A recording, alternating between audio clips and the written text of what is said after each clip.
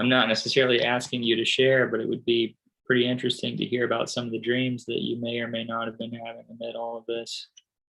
I have not been having dreams, essentially. Well, I've been having lots of dreams. My psyche is always filled with dreams, and I simply close my eyes and I've got all kinds of shit that I can choose from going on. Like a Zoom call. Yeah. So choose from. That's Hey, Marilyn.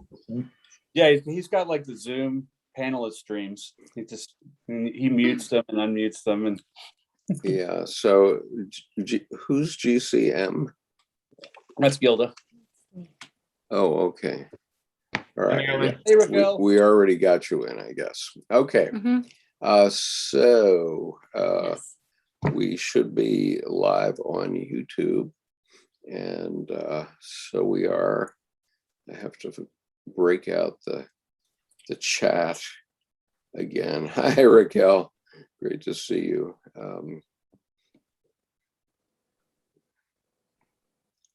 What's going on here?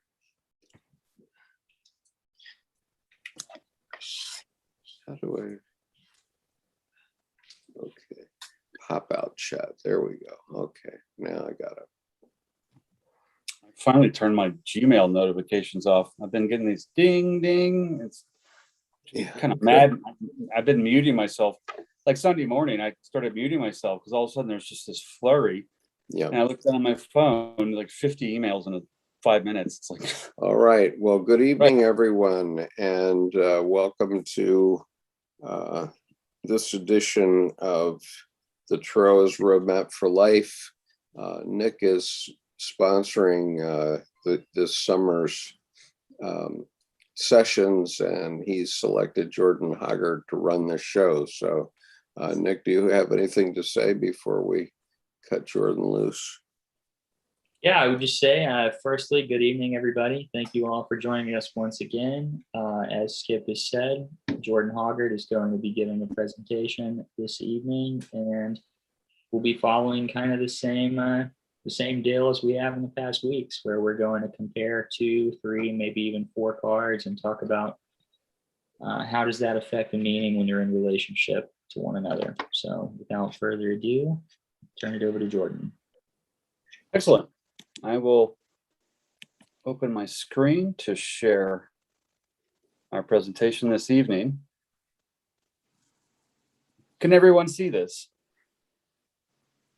No. Tarot, can you not see? Yes, we see your signature. Your We see your noetic signature, but we don't see your shared screen. we see your noetic signature. Okay.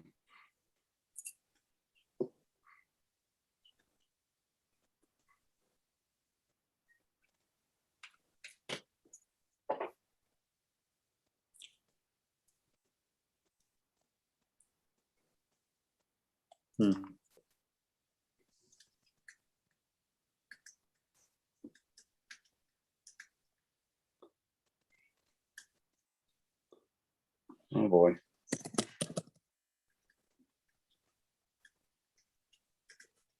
Are you on a computer right now, Jordan?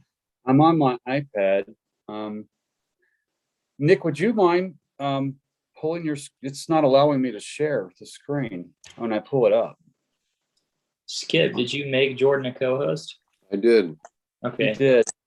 Yeah, I mean, I can pull the slides up if that's what you want me to do. Yeah, just do that. And it's going to be interactive this evening. I'd like to do that for full tarot conversation with us and have the cards speak and then us speak with the cards. Okay, 1 second.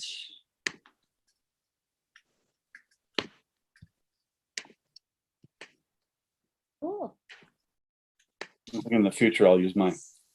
There Okay, we go. everyone see that? Yeah, okay, cool. Let me see if I can get a Full screen. something like, well, a full, there we go. Okay, great. Excellent. Good Okay, enough. yeah, just let me know when you want me to advance to the next slide.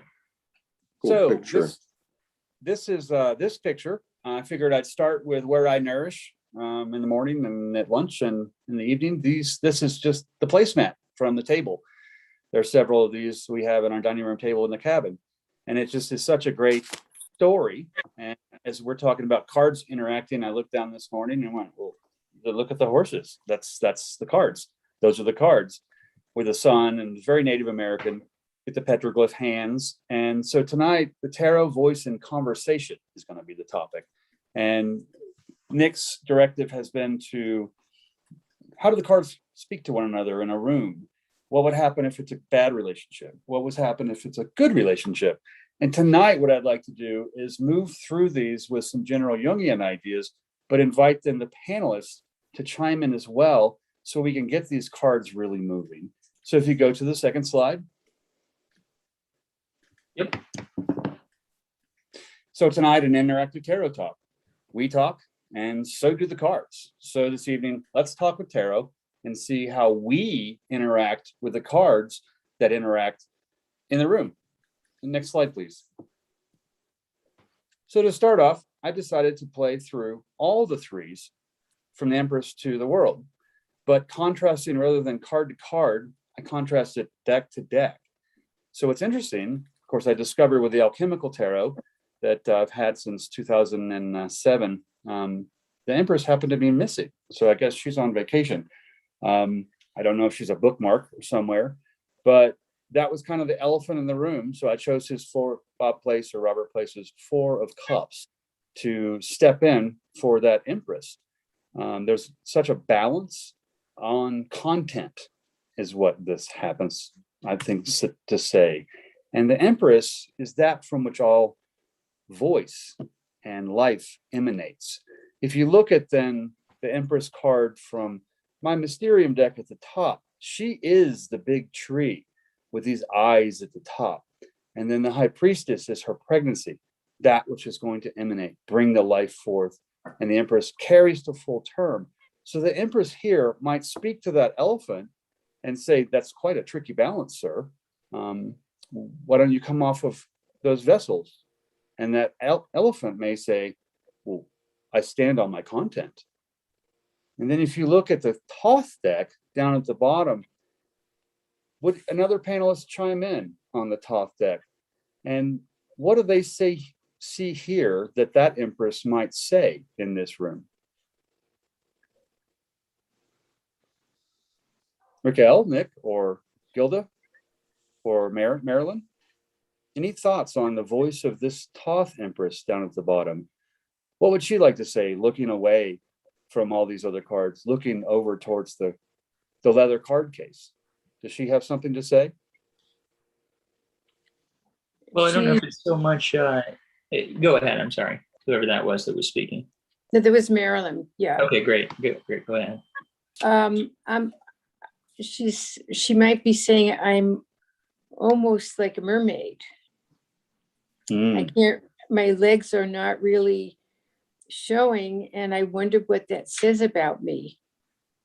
I'm not human. I'm different from human.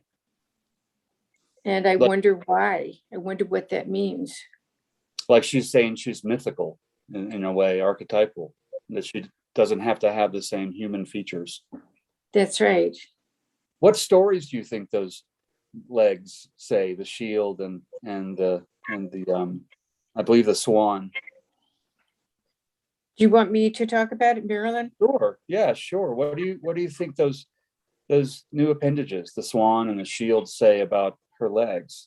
Well, I feel so protected.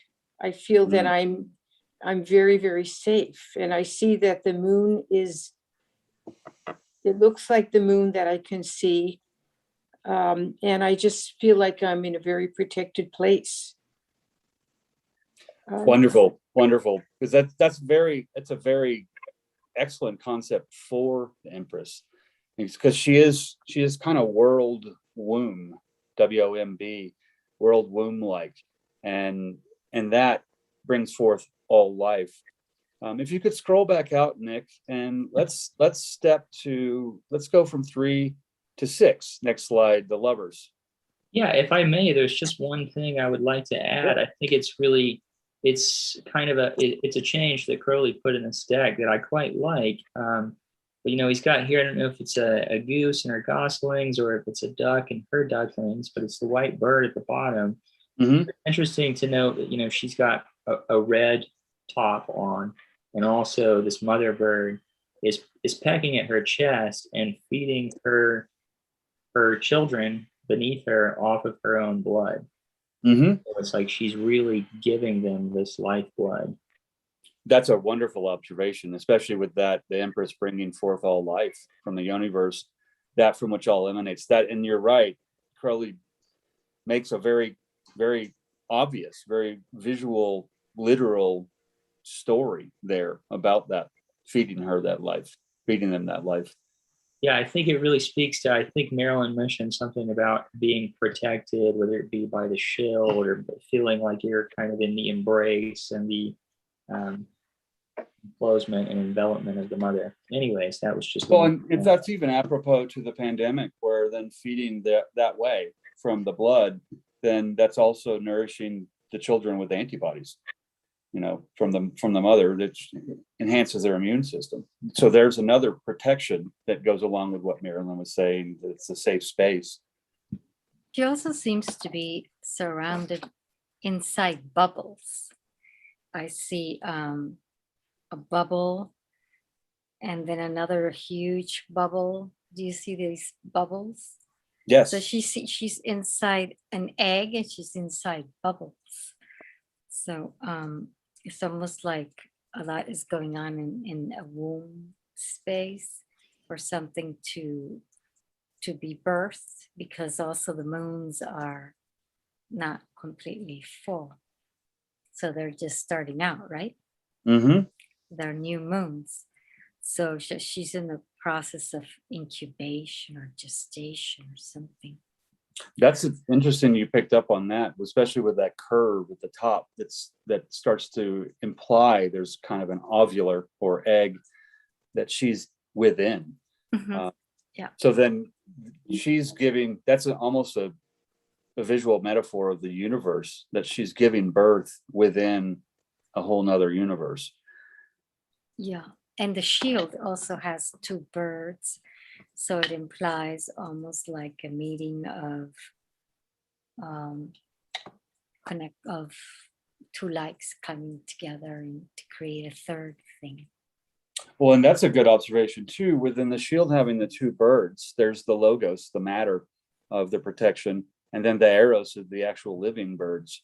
That's her motion goes by the form and vessel of the birds on the shield, protected and holding them, giving place to protect the living birds.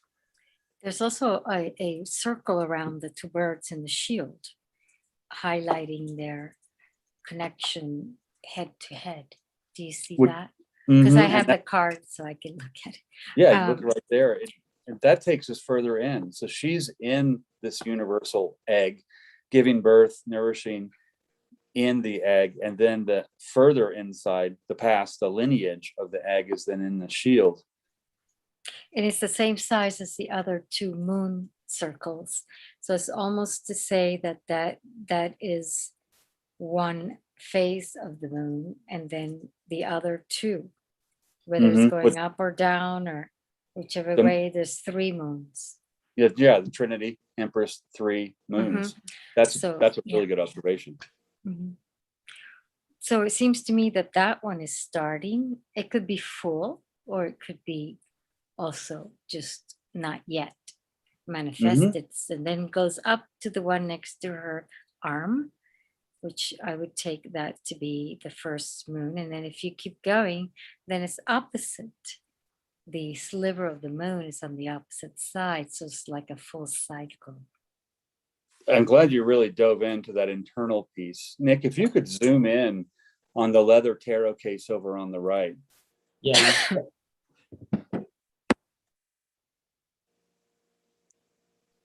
And if you see on the tarot case, there's the Hermit that's laser etched in the leather. You'll see later when we get to 9. It's the Hermit card from my deck that someone had laser etched as a gift for a deck. And we'll see that. So, and we've gone within. I was hoping someone would pick up on that internal piece. And so the Hermit is very much the personal, internal, in a sense, an Empress within each of us is that unconscious. But we can go ahead and move on to the next slide. Okay. The universe. There we go. Right. And what's interesting about the alchemical deck, Bob Place has 2 lovers cards in his deck. One was the bottom was too risque when it was mass market published, so they made him redesign it for the top. But then when he self-published this in 2007, he said, well, I'm going to put it back in, but he kept both of them. So I always find it interesting here in his deck over on the left, the lovers, there's actually a pair of lovers cards, which is appropriate. And the top one being a little more conservative. And I put them this way because the bottom one is more chthonic. It's very, very graphic, and it's very, very natural. And the top one is a little more cagey, a little more cautious. And then move towards the middle, where then we have the twins, as it were, masculine and feminine, overlapping, connecting to one another as the lovers, a metaphor visually of the inner masculine and feminine. And then we go over to Crowley's lovers, and it's a whole different story. And it feels like this lovers card wants to say a lot of things differently than these other 3 lovers cards do. Does anyone want to speak to any of these cards in particular, especially the Crowley, because it's so much of a different story. You have the 2 figures up top, left and right, male and female, and then the rest, and then there's 2 figures at the bottom. And again, we have the bird. Anyone want to speak to this visual story of this lovers card and say what this card wants to say in this room, either to us or to the other tarot cards here? I don't know if it's so much how the card would speak, but the thing, I think if I had to choose one card from Crowley's deck that I like the most, it is hands down this one. And it's really interesting to me because he's tying together this astrological thing where it's like he's got the Lover's card, which is the sign of Gemini, ruled by Mercury. And he's also got the Hermit in the back of that card with his hands over these 2 children and then older people, and then up above him, I don't even know what you would call these people on the top right and left of the card, but I guess different iterations of the same people as they're older. But it's really interesting. It's almost like he's setting it up to say that the Hermit is kind of the alchemist who's bringing these 2 things together. And the Hermit's also the sign of Virgo, which is ruled by Mercury as well, but it's a different expression of Mercury. Well, exactly. And then astrologically, the Virgo is then to serve, which then goes right with the concept you've put out there with the to serve, to put these things together alchemically. Do you see the Hebrew character at the title at the bottom? Because there's Gemini over on the right. Is that, I can't zoom in, is that a Resh? No, it's Zang. Zang?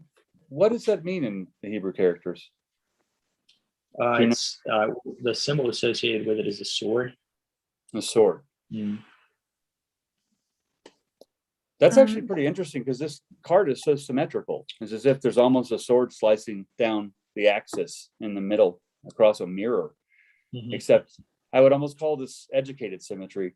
I'd say this Lover's card here with the Thoth deck wants to talk about 2 things that are in dignity in their own difference, where they would mirror one another across the axis, be in the same place, but like in a relationship, it would be 2 different people or 2 different things. So that you get the dark and the light at the bottom, reaching out to hold, to touch and connect. Whereas the top, they're more individuated or individual, even separated, but they occupy their own space, but in a way respectfully giving each other more space, which is kind of a reverse of then the children at the bottom. Yeah, the children at the bottom are very curious. The black one is holding on to a staff or a lance, and the white one is holding on to the cup that the blonde woman on the right is putting out. Right. and it seems like the two lovers and with the capes are both females. That they look female. Mhm. One is dark and one is light. So, and the two children look male. So he's choosing to portray the yin and the yang, not within the same figure image, but with different sizes, different ages. There's two females and then two males. So I find that curious.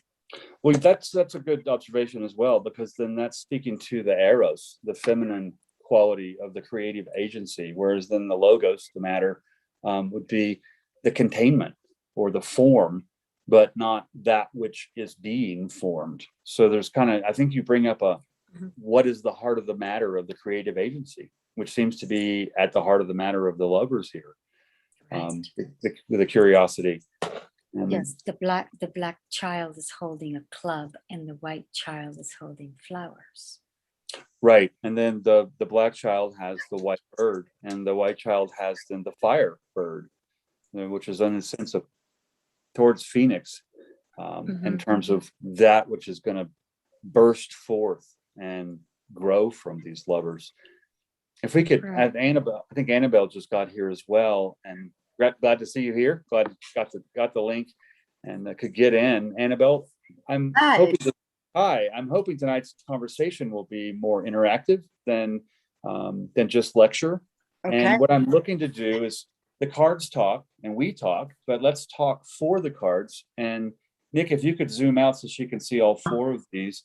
Thank you. Yeah, definitely. The ones on the left, Bob Place or Robert Place with his alchemical deck. The lovers at the bottom was his original design when he went to publish, and then the publisher said no, redesign that. So he redesigned the top one. But then when in 2000, I think 6 or 7, when he put this out himself, he put the card back in. So there's two lovers cards, which I find appropriate as a pair of lovers cards. Welcome again to the Kabbalah. So Annabelle, anything that you see that these cards would like to say? Well, one thing the two cards on the left retained is that they have the Cupid. And that's a kind of third element. The fact that the two lovers actually have something that joins them together. And I can't see the detail so well in the other cards. Partly it has to do with that sort of, I don't know, there's a kind of simplicity of the cards on the left, right?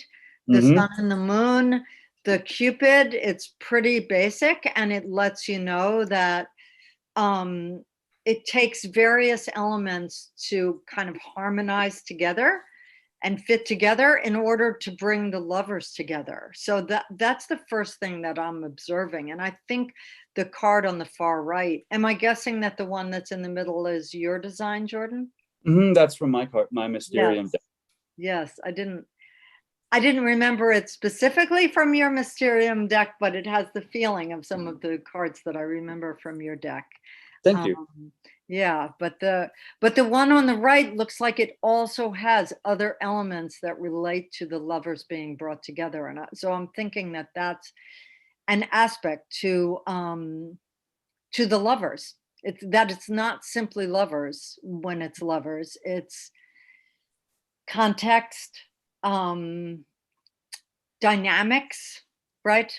The things that a Cupid will represent. Definitely in that more of the joinery rather than so much even connection of the overlap and the interpenetration and the way they merge. Right. But they retain their own shapes. Yes. And so in that there's a dignity in the difference, but they connect like puzzle pieces in a way. Yes. Yeah. So it's also interesting, this is occurring to me now that I'm reflecting on this inclusion of the Hermit. It's almost as if he's saying that all of this happens within the cloak of the Hermit, rather than the Hermit being the overseer of this operation, rather that he's this is all happening within the Hermit.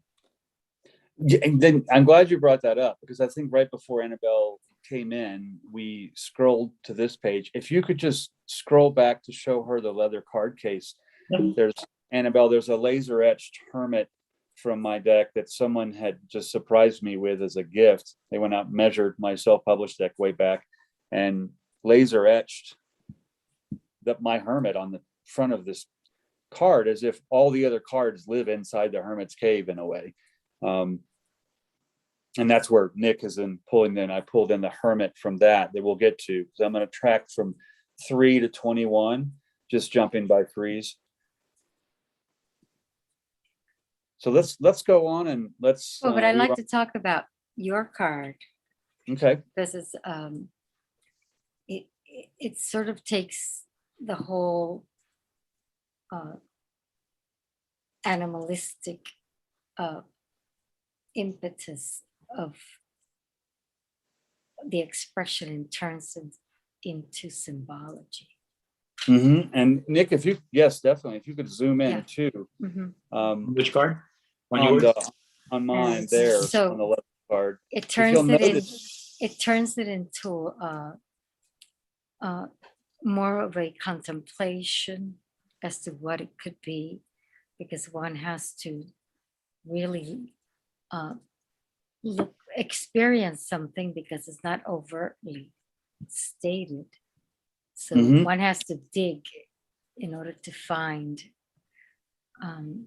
more than the obvious connection of circles and eyes and so on. So it's also holds like the outside is also feeding this union. Is not solely contained.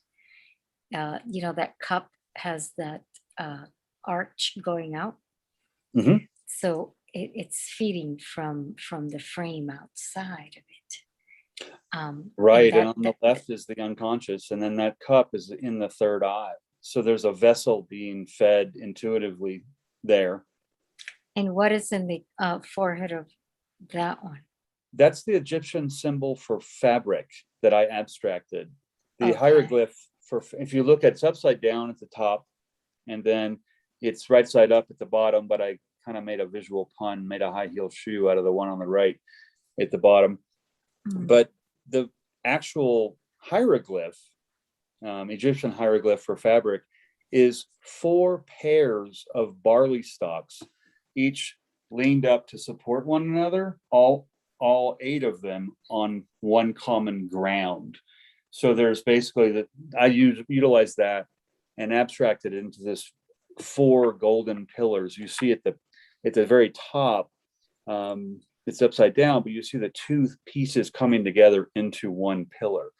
So they're based like the trunk of a tree in a way.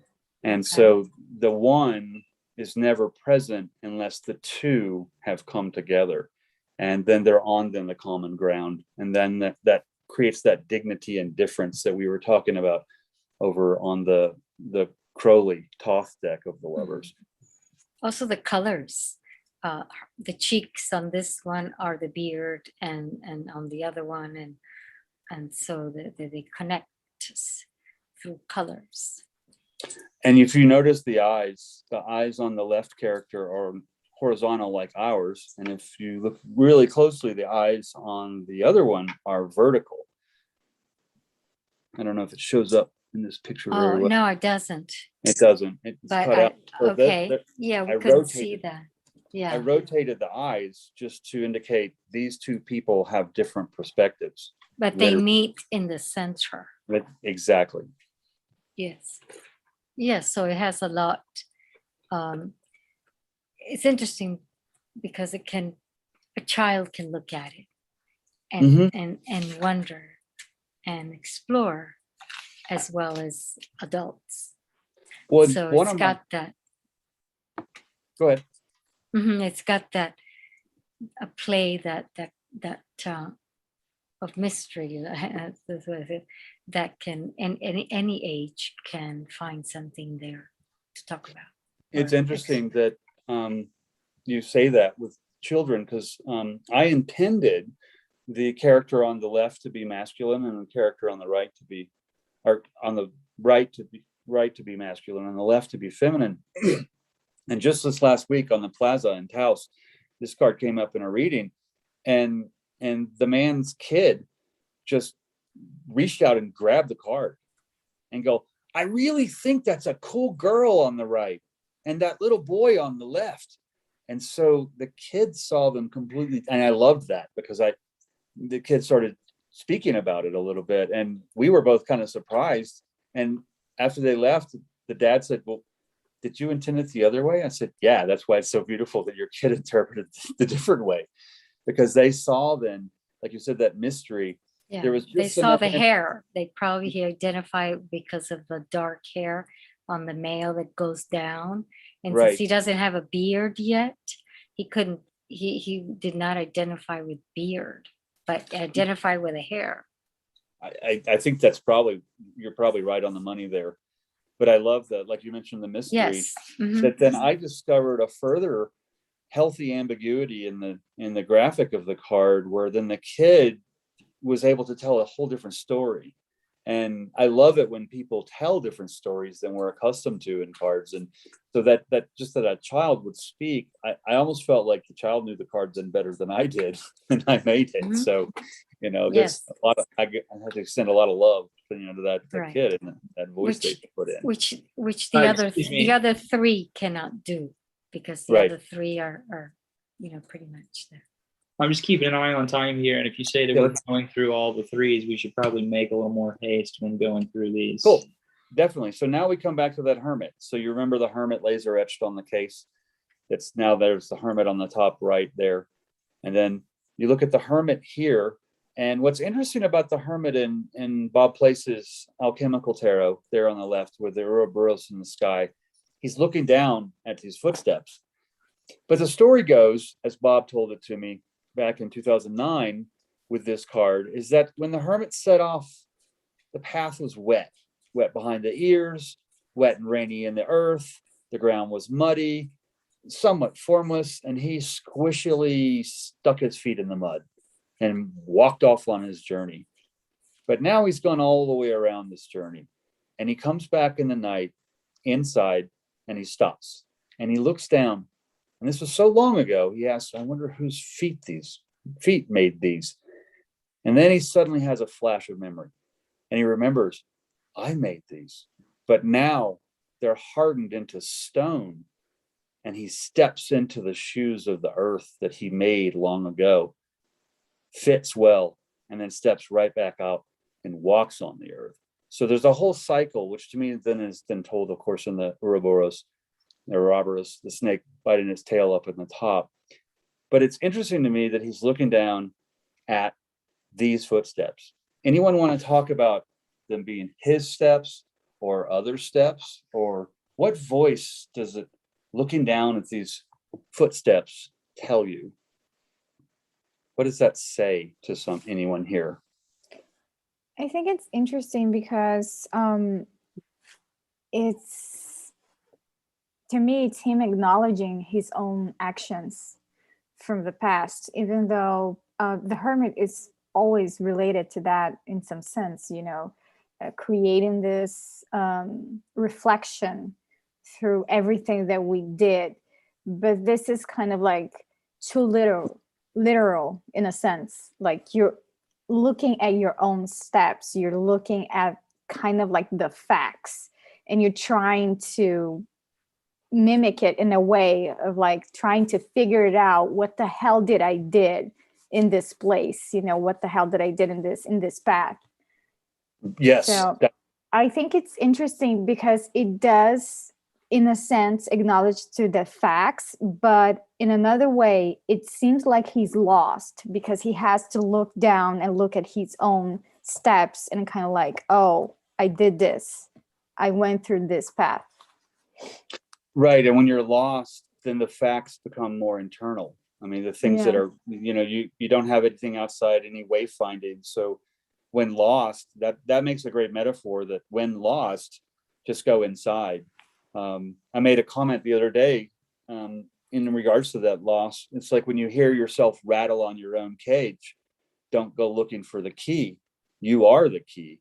And so it feels like he's his own key, but you brought that up. He kind of doesn't know that right now. He's like shedding light with that lantern on those facts. But I agree. I haven't picked up on that. He's lost quality before, Raquel, but that's a really good observation. Yeah, because in the other cards, the hermit is usually looking at the light and not at his own steps. You know, Right. like it's more metaphorical of all of the past, but this is more like he's looking at a fact. I did this, you know, like realizing something.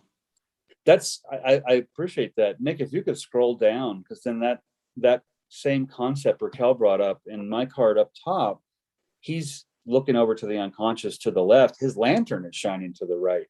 Would you like to go to your card or the one below this one? Going to my card, okay, and if you would, thank you. But to Raquel's lost concept, I hadn't thought about that before, but it's really apt, because here even I could overlay that concept of he's lost, because the light is shining clearly off into the right, off into the conscious, but he's looking over to the unconscious in the left. So in a sense, he's lost in imagination. Now that can be positive or it can be negative. I mean, but it's interesting that he's even put down the cane. So even he's not even using his tools. So there's a certain loss that I'm glad Raquel brought that up, because I haven't thought of that. I really loved your card in this hermit, because precisely because the lantern is not his main source of light. You know, I think there's this light coming from his head. So everything that he sees from the past is coming from there and not from this external light, where I think was always the most important element of the hermit card, because the light of the past is somewhere else and not in his own mind. He's also always such in a dark state, you know, dark clothes and dark features, you know. So I think your card is very interesting, because it's coming probably from his third eye, perhaps. Right. And that there's the fire inside of the light within that is his wayfinding, that his light within is his lantern. And so it's as if he's put down his tools, understanding that the imagination and the unconscious to the left is really the source to find your way. Yeah. And the wisdom is kind of like completely within. And then the night and the day are puzzle pieces in the sky. Thank you for that observation. That was one of the primary pieces, the light within, from the hermit, I wanted to express. And then okay, if I could say something about your part, though, Jordan. One thing is both your card and then that one on the lower left seem to have something to do with retracing steps. And the retracing steps would be looking behind and looking forward at the same time, and therefore, in a way, not being on a straight ahead path. And because of the way that the light is emerging to me from near where his eyes are, this is a kind of side thing that I think I brought up last week, and you weren't here, Jordan, but I've had vision issues since last Thanksgiving, which has come up sometimes in these tarot classes. And I had a dream about some of what I was beginning to learn about my vision, which has to do with I don't see 3D when I have my glasses on, and I do see it when I have my glasses off. So I had a dream about how what I had been taught about perspective ending in a point. And in your image, you have perspective beginning in a point, right? So it's a ray that starts at a point and it goes out. And that image kind of conforms, you might say, with what I learned in the dream, which was about 10 days ago. It certainly was before last Monday's class, which is that when you look out and you think that you're seeing perspective ending in a point, it actually isn't. It's a Mobius strip or something Right. like a Mobius strip. Okay. So with your Hermit in this card, what he's doing is he's bringing that route that he's looking back at. And of course, he's traveling in the other direction with his lantern that way, right? But he's actually traveling on the same path, which is all one path. Right. Do you follow what I'm saying? I do. Because it's a Mobius strip. So it's not, so that light, or not light, but that triangular, right, which actually isn't a triangle, it's a complete pyramid or whatever that is, right?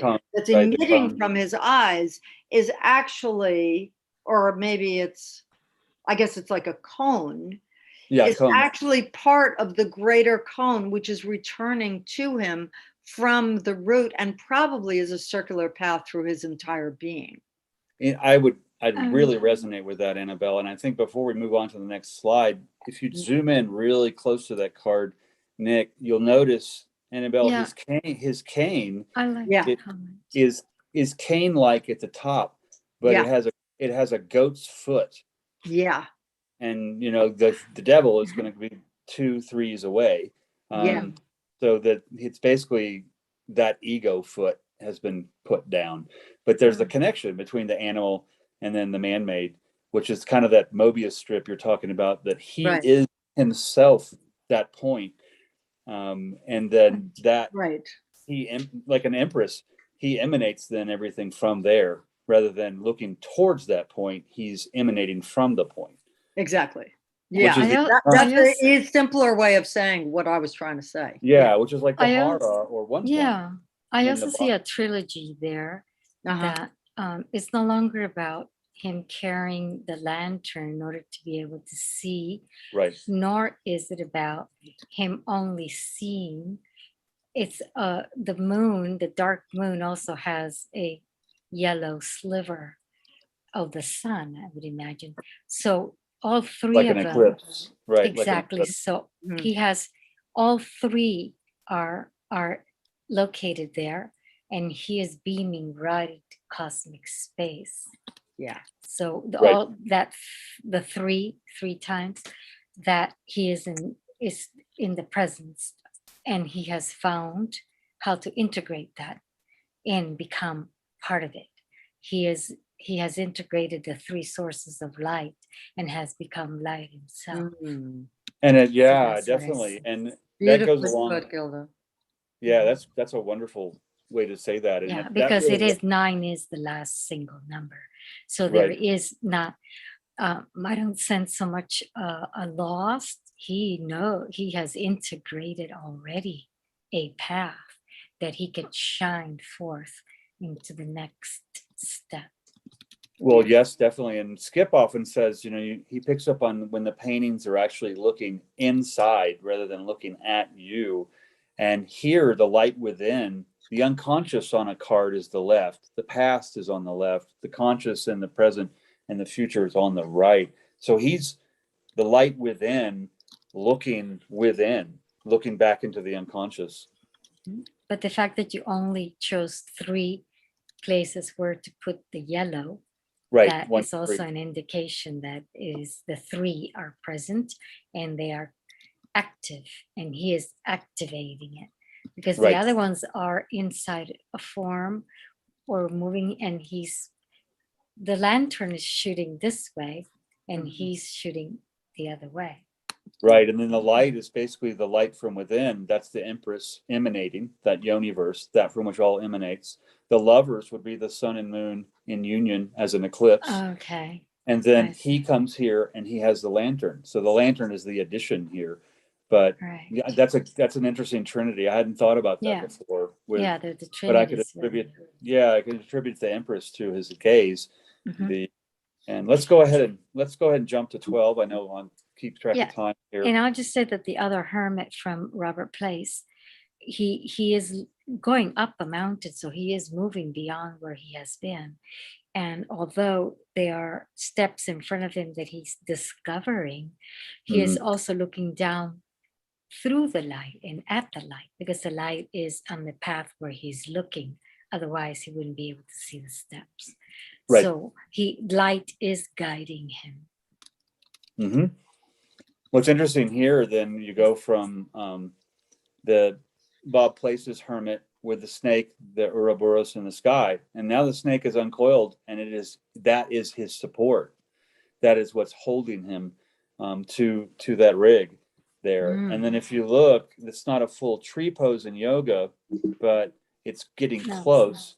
But the coins, the currency that's falling out of his pockets, in a sense, he's not losing value. He's emptying out the currency that's not the value of himself or herself. So there's more the dumping the money, dumping the coins, not as I had these up my sleeve. And what's interesting is he has short sleeves, so there's nothing up this guy's sleeve. And what's interesting, what's interesting then, and then in my hangman and also Crowley's, then the hangman character is in the yoga tree pose, and so that's why I put him from a tree within, I think, 9 wraps of the rope, so that the rope didn't need to be tied, because if every time you wrap a rope, it divides the force required to hold something. So, and then Crowley's has the Ankh upside down, the symbol for everlasting life that he's supported from, which is then similar to the everlasting portion of the Ouroboros, the snake biting its tail, that Bob Place has unraveled to support. And then I look then at the hands here, and I think the hangman in my card would say he has the coins falling too. There are also some infinity symbols falling, so he's losing some past stuff. But at the same time, those ropes, they're not ties, they're loose. So it's more connection. So how do you connect to your inner nature? And then, Nick, if you zoom way in on the tree, there is the On your card?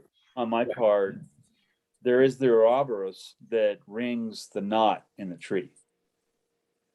So he's hidden within the tree there. And the tree is somewhat in a similar kind of gymnastic pose. So the tree and the man are interacting in a way. It feels to me with all these cards, it's not about loss, it's about getting rid of what doesn't belong. With that afloat, when you're afloat in clarity, you usually don't reach for your wallet. Yes, when I conceived the ballet about tarot, this is, by the time you get here, it is a complete shift versus let's say the Wheel of Fortune number 10. Here is the shift that knowingly you have traveled life, and life in a perspective, and now it's turned around, and you're going to face it head on, whatever is required in order to transcend it, because what you've lived is not enough. You're not enlightened yet, so you have to traverse all of the next numbers in order to reach where you need to go. But you have experience, and the point that is losing things, unless you in some cards it's almost naked, because it's can't take anything. It needs to can only bring himself. Exactly. And what's interesting, Nick, if you would scroll out to see then the title verbiage that I put on this slide, this is the imagination of the collective unconscious, whereas then the hermit was the imagination of the personal unconscious. So I think as you brought up the 9, crossing the 10, now we get into the wisdom, and this is more of the me and the thou instead of the child I, because children don't know me, the word me, until they get context. They move past when the parents are God and goddess kind of thing, or goddess and goddess and God and God, however the family is set up. But I feel that crossing that 10, the cycle of the wheel, goes from the personal unconscious of the hermit to here, the collective unconscious, where you can have more expansive internal clarity and connect even deeper.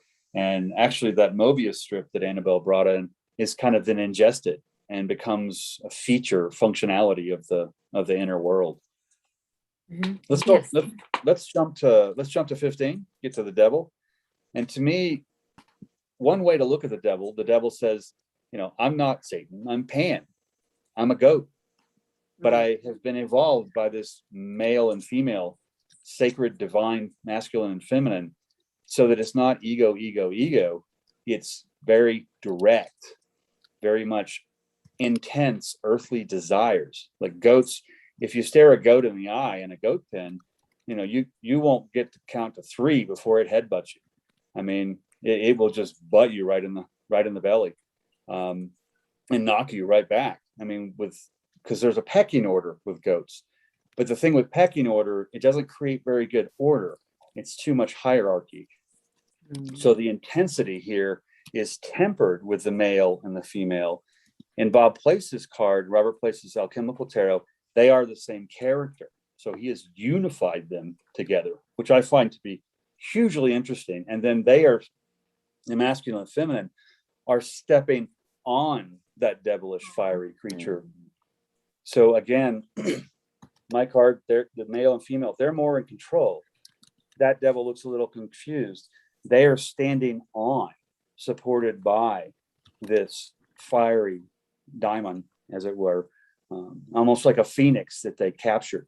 And then if you look at Crowley's card, this is, it actually is a phallus that's penetrating the firmament. You have the 2 testicles at the bottom with all these potential lives inside.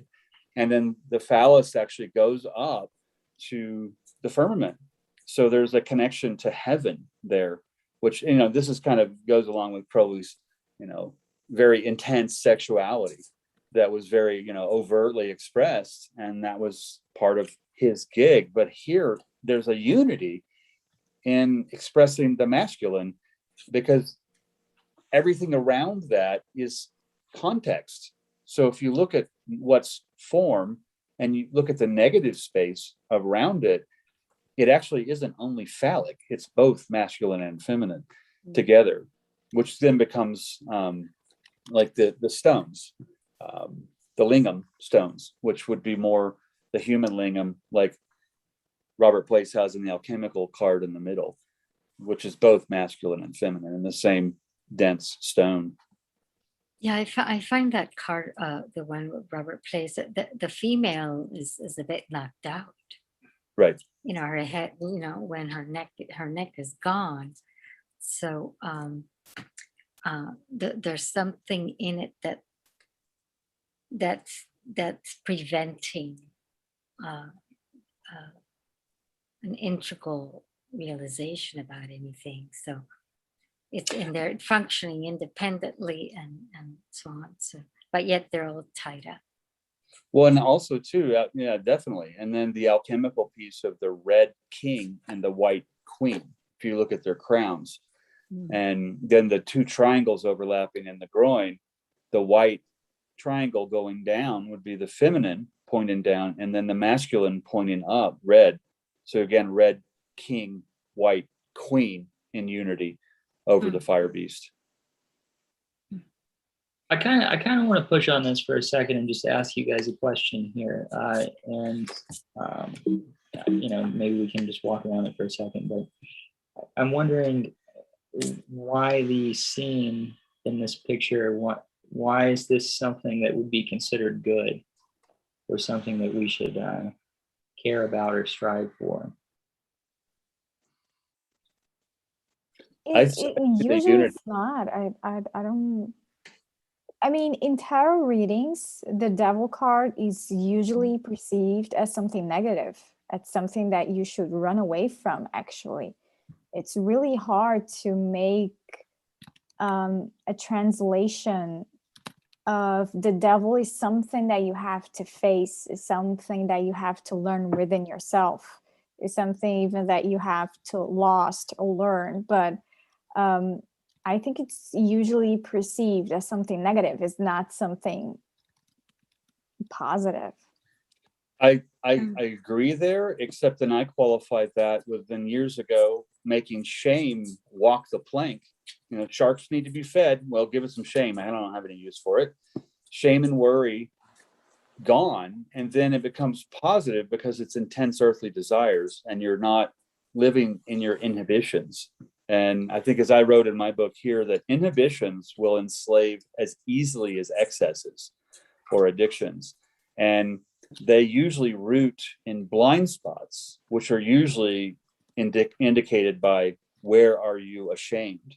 And in the culture, this modern culture, we're kind of raised to not feel good.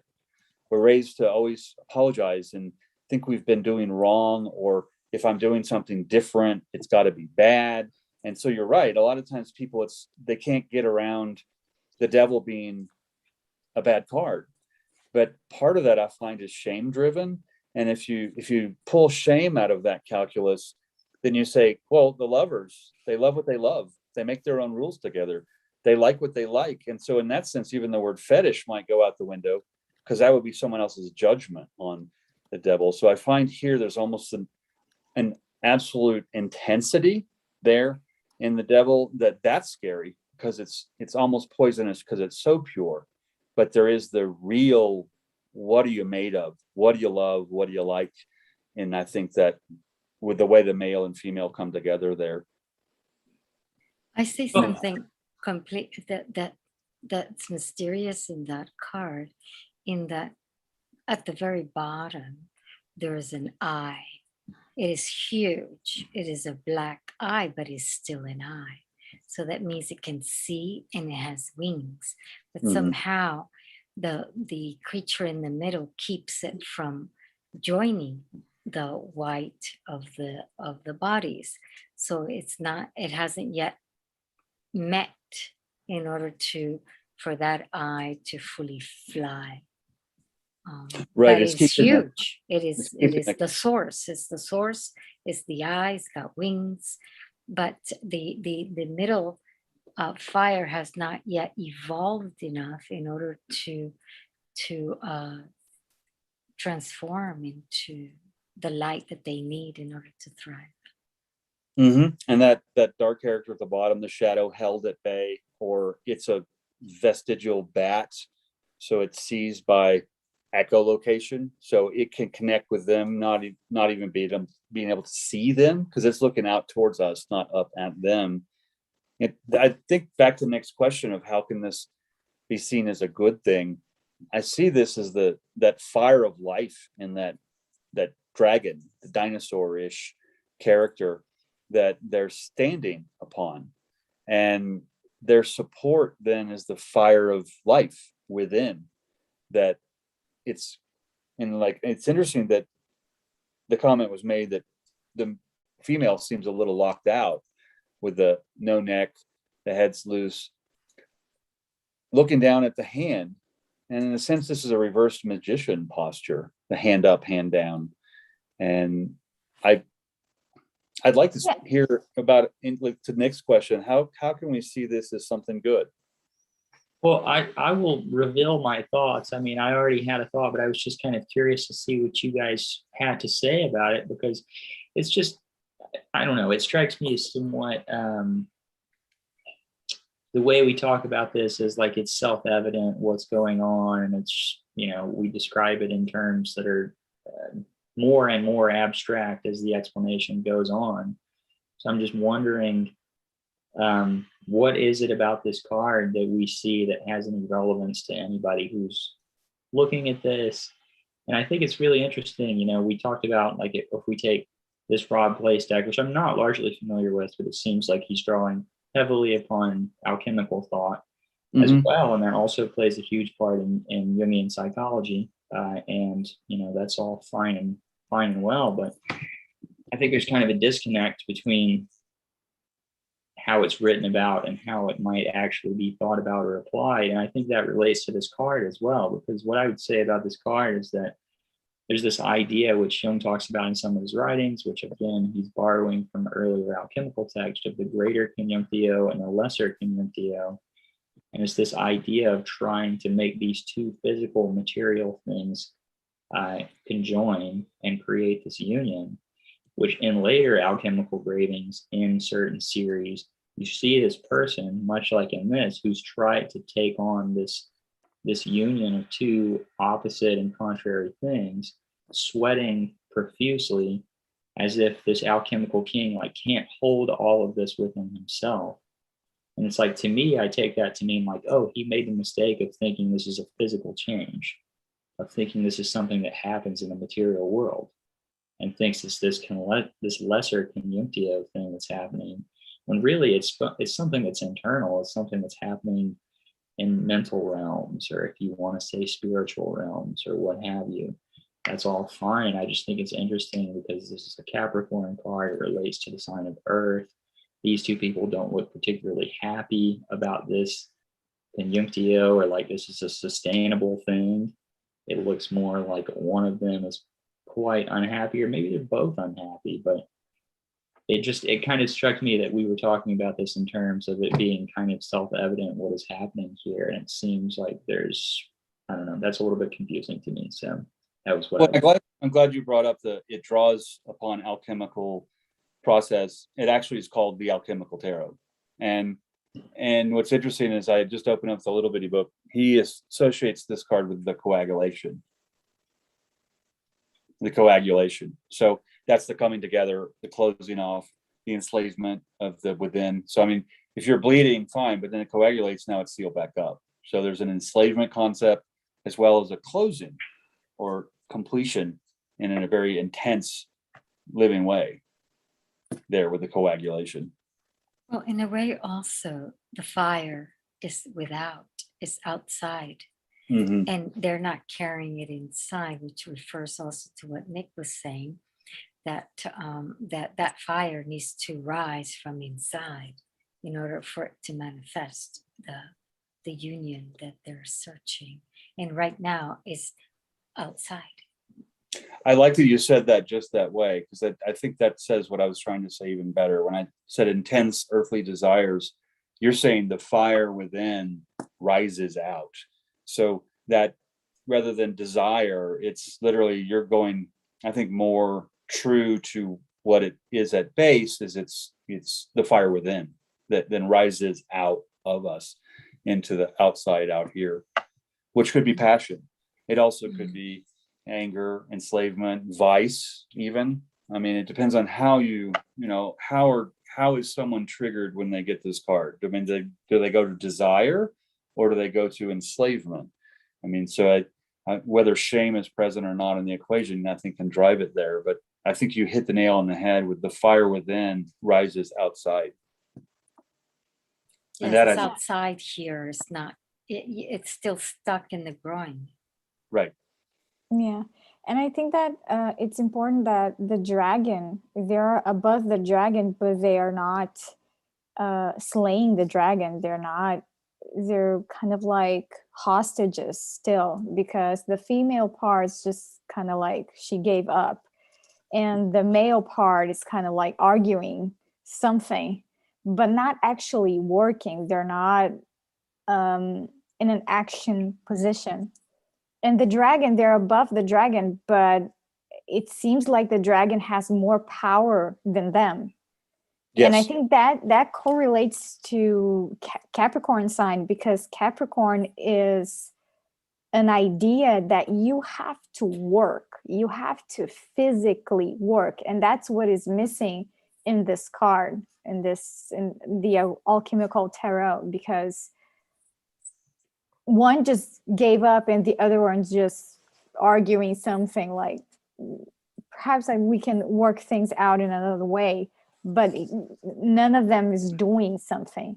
So that's a good point, also bringing Capricorn in, because astrologically then Capricorn is to use or to utilize is its mode of being. And you're right. And then to utilize means you have to do the work. Because utilizing is an action, not just like you said, they're kind of, in a sense, they're fumbling. They're not. There's not a united front here. Left foot, right foot. Left foot going one way. The right foot wants to go the other way around.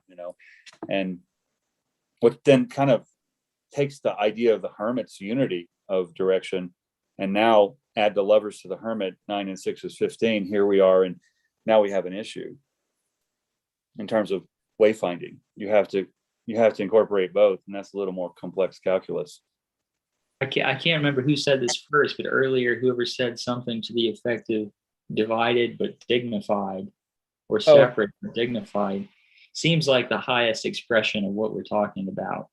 And here, I have this fantasy, or maybe it's, I don't know, we'll call it a fantasy. It's kind of funny to imagine there's like some guy and he was just like, yeah, we'll perform surgery and we'll put two people together. And he did it. And he was like, oh, wait a second. Like, it was actually not a material thing. I made a huge mistake here. Right. The ethics. And then, yeah, that was a mistake. And I had said that earlier, dignity and difference. And there we dignity go. and difference. And it's interesting. I came up with those 3 words and I thought it was, oh, cool. I need to write something about that. Well, the next day, I must have written some in my email, because then you get the ads. I got an ad for the Rabbi of Lord Jonathan Sachs, who had just passed away last year, November, October. Well, he had a 2-hour lecture called Dignity in Difference. So I'm like, oh, maybe I don't need to write that article. So, but that's, to me, that higher octave is the dignity and difference. And to me, that's then why I put the tagline at the top, that which intensifies the voice. And I think, right, we were talking about that as it relates to the Lovers card, right? Right. Yeah, I mean, 1 and 5 and 6. So it's like in the Lovers, you get this dignity and difference, but here it's like you get a compromise and dignity from trying to join things together on the wrong level. Yeah, right. Because then at that point, oh, wow, we didn't join, we distorted, because you take the best of each half and then you don't get the full picture. Let's jump to 18, the moon. And then to me, this is what sets the voice in wave motion. You find your inner lunatic, as it were. And with the moon here, I put the High Priestess down. And what's interesting is I did it by mistake at first, but the moon card in the tarot deck is just really the top half of that cropped. And it felt to me at this point, setting the voice in motion, after the Devil, after the Hermit, after the Lovers, I like the High Priestess here just for discussion purposes. Like, she was a stand-in for the moon here because she's grounded. And in the moon card, it's just that top portion of the picture. If you look at the Alchemical Tarot, the Priestess is on the crescent. She's on the crescent moon. And then there's the full moon. So what's interesting here is there's that, you use the word fantasy. I mean, the full moon is that behind her. So, and then the crescent on her head as well. So there's this reminds me of the 2 of Swords, where is the moon, full moon in the background, really more of her mind movie, that's what's behind her is in her mind. So there's an inner quality possibly to the background, whereas the waves moving from the left to the right in the ocean, and then her dress that's also moving with the wind that way. Go to Crowley's deck and it's all symmetrical. So there's motion, for example, in this High Priestess. And I put the High Priestess in all of them because the moon is so prominent in these. And I figured as stand-ins, what do people think the High Priestess says about the moon? Rather than putting the card in place, I put this in to say, well, what's the card's psyche, thinking, feeling, intuiting about the moon here? Anyone?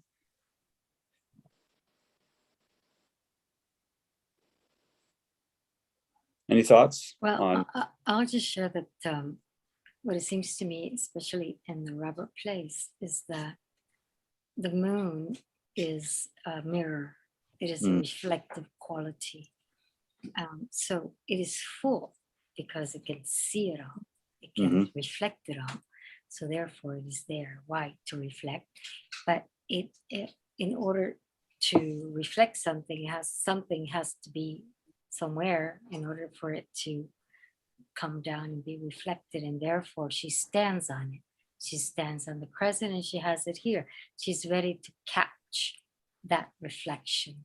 that's coming in. And Yeah. the reflection is full. She can see it all. And that's the full moon. Yes, and the reflection is one of the primary pieces, I think, in the moon, because the moon does not have its own light. For example, like the Hermit, the moon reflects the sun. And often, unless it's a day sky moon, you see the light reflected from an unseen source. So there's then your mystery and the interior intuition aspects of the reflection, where the light comes from somewhere else. Right. Mhm. But she can see it all, and therefore that's the round full moon in the back. That Right. when it comes, the view is complete. Right. In the meantime, she stands on it, waiting to come down, reach the bottom in order so she can see the whole thing. Right. Right. She can reflect. It's a reflection, but it is a reflection only is something that one is looking at, right? That it's Yes. reflecting, and it can and something one is looking at is not what is coming down, but it's what is coming and bouncing, and that's how it can be seen. So that's she stands in like a cup. It's waiting for it to drop, and from up here all the way down. Once it reaches the bottom, then it's big. You can see it all very clearly because you're not stuck anywhere in between. Yes, and as you were saying that too, the Annabelle's Mobius strip comes back to mind, where there's the crescent moon. Maybe it's not on her head. Maybe it's just really, really far away, and then it projects forward to reflect in its actual size right there in front of her, as if it's her boat. She's actually on the boat of her intuition. Yeah. What I like in this card is that she's asking for silence as well. She's receiving the light from somewhere else, but still she's not sharing anything. And in your card, Jordan, I think she has her back at us, right? She's facing. Is she facing the moon, or She's facing us. She's facing us? Because it's interesting you say that, because if you zoom in, it was more evident in the self-published deck because they didn't have clothes on. Oh, yeah. Seen breasts, but that's an interesting point though, because with then the dress, the top there, if you look at it from a distance, she could be kneeling, facing the other way. Yeah. Whereas the But top out of body. It's kind of like in a similar position to the Thoth deck, right? She's like this. Yes. Right? Yeah. Mm-hmm. And her arms like also in a crescent moon face. Exactly. Drawing down the moon by actually emulating the moon. So reflecting your body into the moon's posture to draw it down, as if the drawing down the moon ritual. Also on the card, my card above, she's incarnating an out-of-body experience. That whole thing is grounded from top to bottom to, as deep below. She's rooted in the ground with her arms, and then she's completely out of body, but completely still connected, going to the upper realms. But you're right, the crescent of just the arms with Crowley's deck as well. Now, what puzzles me in your deck is the half of the yellow at the bottom. Like a rising sun. Okay, is that what it is? Okay.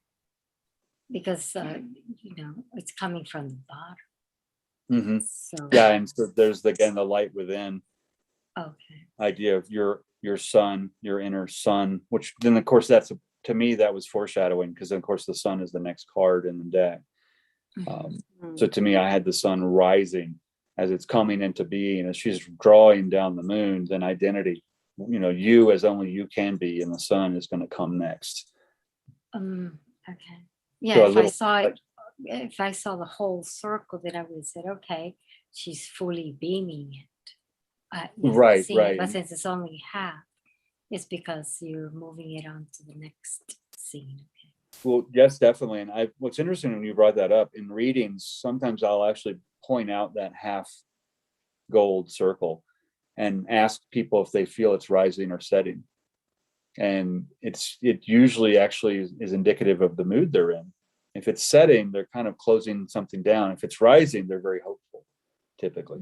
And it's just, to me, interesting. It's like literary foreshadowing. Here it's visual foreshadowing of the sun to come in the next card. Let's jump to 21, Nick, if you would.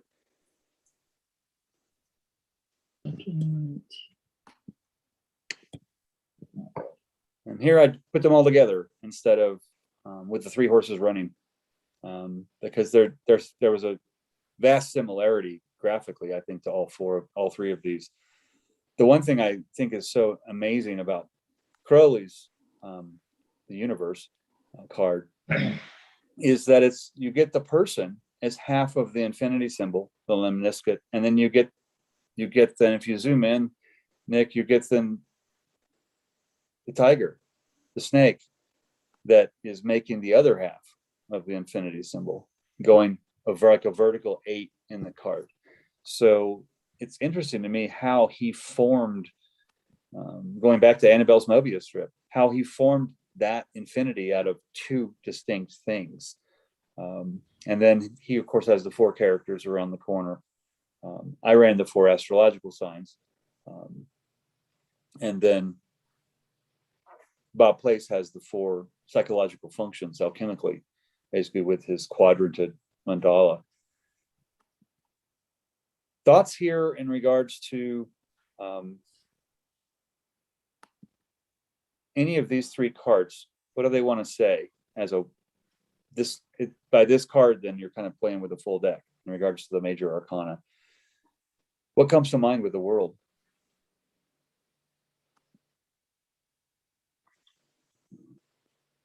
In the rubber place card, I see that the blood has given nourishment to life and blossomed all the way to the top into a flower.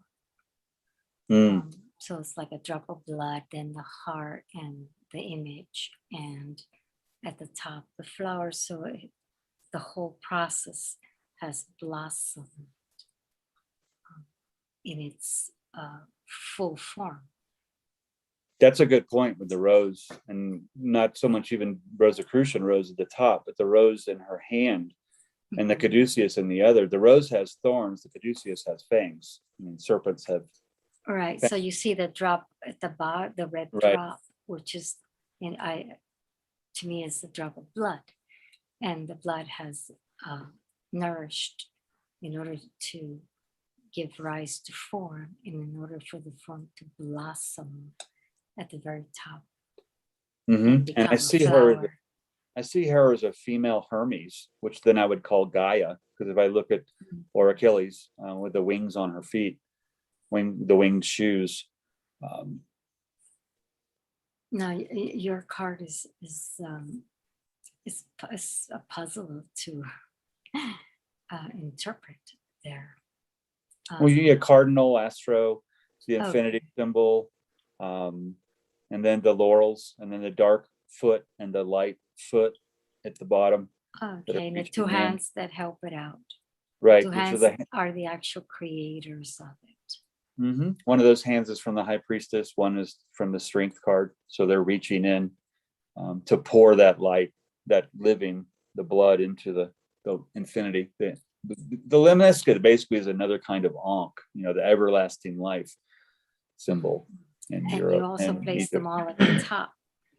Would that be north, or all the astrological symbols of the fixed signs are at the top? Right. So that kind of also settles it, because those are fixed signs. Right. And there's also a view as if you're inside an obelisk looking up through the top. Rather than if you're visualizing it, instead of looking forward to that Mobius strip point Annabelle brought up, which I keep coming back to that because it's such a wonderful concept with the tarot. And here, then, if you visualize that you're actually standing in an obelisk looking up from inside of it, you can get a whole different perspective on not always thinking you're looking forward, letting the tarot card ask you, what view? How are you holding your mouth? What perspective do you have here? Well, it gives you depth, not only height, but it gives you the depth that's often not found in the other cards. Right. And then Robert places the world speaks of the elements in the 4 quadrants, the fire, the water, the earth, and the air. Right. So it's very centered in your card. If you're looking down, up through, to a ceiling or whatever, gives it the impression of depth, except it's very abstract. Right. And it's also like, it reminds me of an hourglass, but the hourglass is full on both sides. So it's rather complete. Oh, interesting. That time stops, basically. Yes. Time is taken out of the equation. Mm-hmm. Thank you. I think any other thoughts here?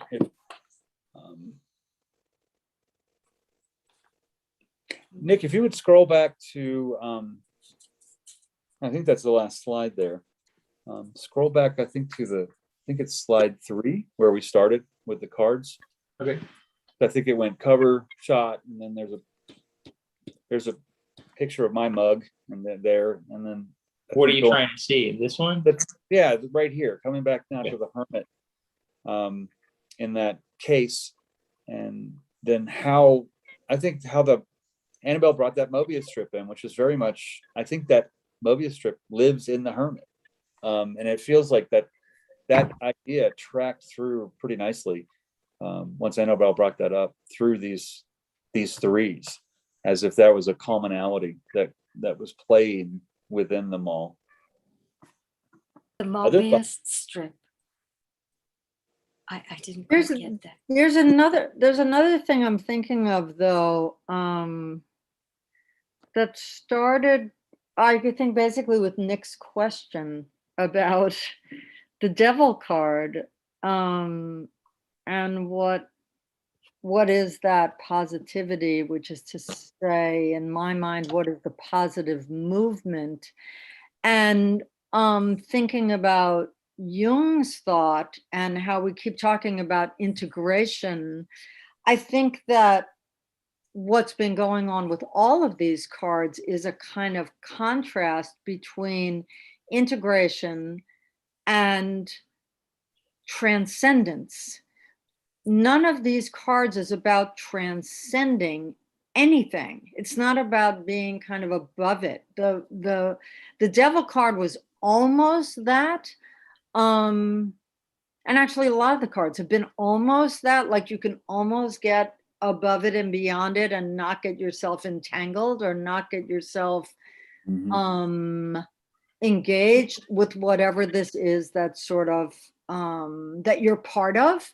So with the Hermit, it's like the path that he's on, because that question started with his footsteps and which way he's looking and what is his route. Anyway, I wonder what thoughts other people have about that. The difference between, on a Jungian, what Skip calls this, the roadmap, right? In this roadmap, we're in a process of integration. However, there is this other possibility that, as if we could kind of like ride above it. I'm thinking of this image of Elijah and his chariot flying through the sky. I just saw a painting a couple of days ago that was that, the prophet, is kind of like above and beyond it. We earthly beings, we're not above and beyond it. We're right in it. Well, I would like to make some comments about the Devil card. It very much along the lines that you're talking about, Annabelle. When I saw the Devil card, it's we're all, everybody now is at the depths of despair, and we're coming out of the COVID and all the financial and kids are going back to school, and we're kind of exhausted We don't want the kids to go back to school. We don't want them to be exposed, but yet we want things to go back to normal. And I think it's the exhaustion that before the rebirth almost. So we are above the devil. We're rising above it, but it's taking everything we have to put us in that place, but that we eventually will come higher. And we will go beyond that. That's human nature to just not give up. And I think it's very powerful because it shows what people are going through now. I don't want to delve into politics in our country, the United States, but just the general malaise that people are feeling. And if I can just go a little further, I can come out of this, I can rise out of it. And it's almost like the phoenix coming out of the ashes. Mm. Well, Well I'm said. sure that when things get to a level of that nature, everything has to look promising. Otherwise, there is no lower level to go to.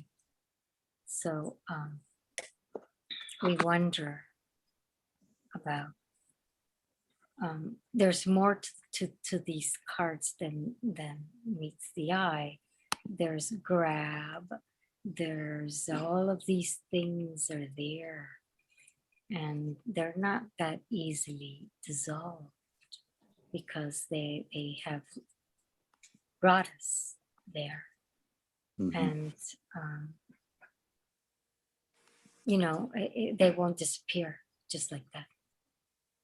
Right. I want to pick up on what Annabelle said about this integration versus transcendence thing. And I think that that's highly, highly important because number one, I think that learning the tarot and studying the cards can be a deeply practical thing and deeply pragmatic to know and understand how to look at these cards, have some idea of what they're out picturing, and then to be able to relate it to your life. And my question was, I was trying to just kind of prod a little bit, but also because I kind of always want to maybe say something that's a little bit abstract, but then try to bring it down, try to actually get at what I'm saying or anybody's actually saying. So there's something useful there. And I noticed that there's this huge disconnect between a lot of like spiritual thought or knowing Jung's lexicon of terms and all of that stuff. And that's all great. But I often wonder, like, how can somebody take something from that and use that in their life tomorrow? And that to me is what I was trying to ask about this card. Like, why is this something that we should care about? How is this something that we could integrate versus it just being like some high-minded spiritual stuff that's like, cool. It sounds like we really know what we're talking about, but like, I don't know how that would ever matter to my life. I hope that's not too pointed or anything, but I'm just trying to make I think it's a brilliant question, and it creates a huge sanctuary. I mean, like great questions often do. I think to answer it in the practical, rather than the abstract, is with the devil, for example. Gasoline is toxic, but it's really wonderful if you put it in a tank in a car, and you can use it to drive. And to me, I bring up the fuel metaphor there, or fuel analogy, because to me, there's this intensity of that which within us is so intense, but when we address it, how can our own intensity really drive us?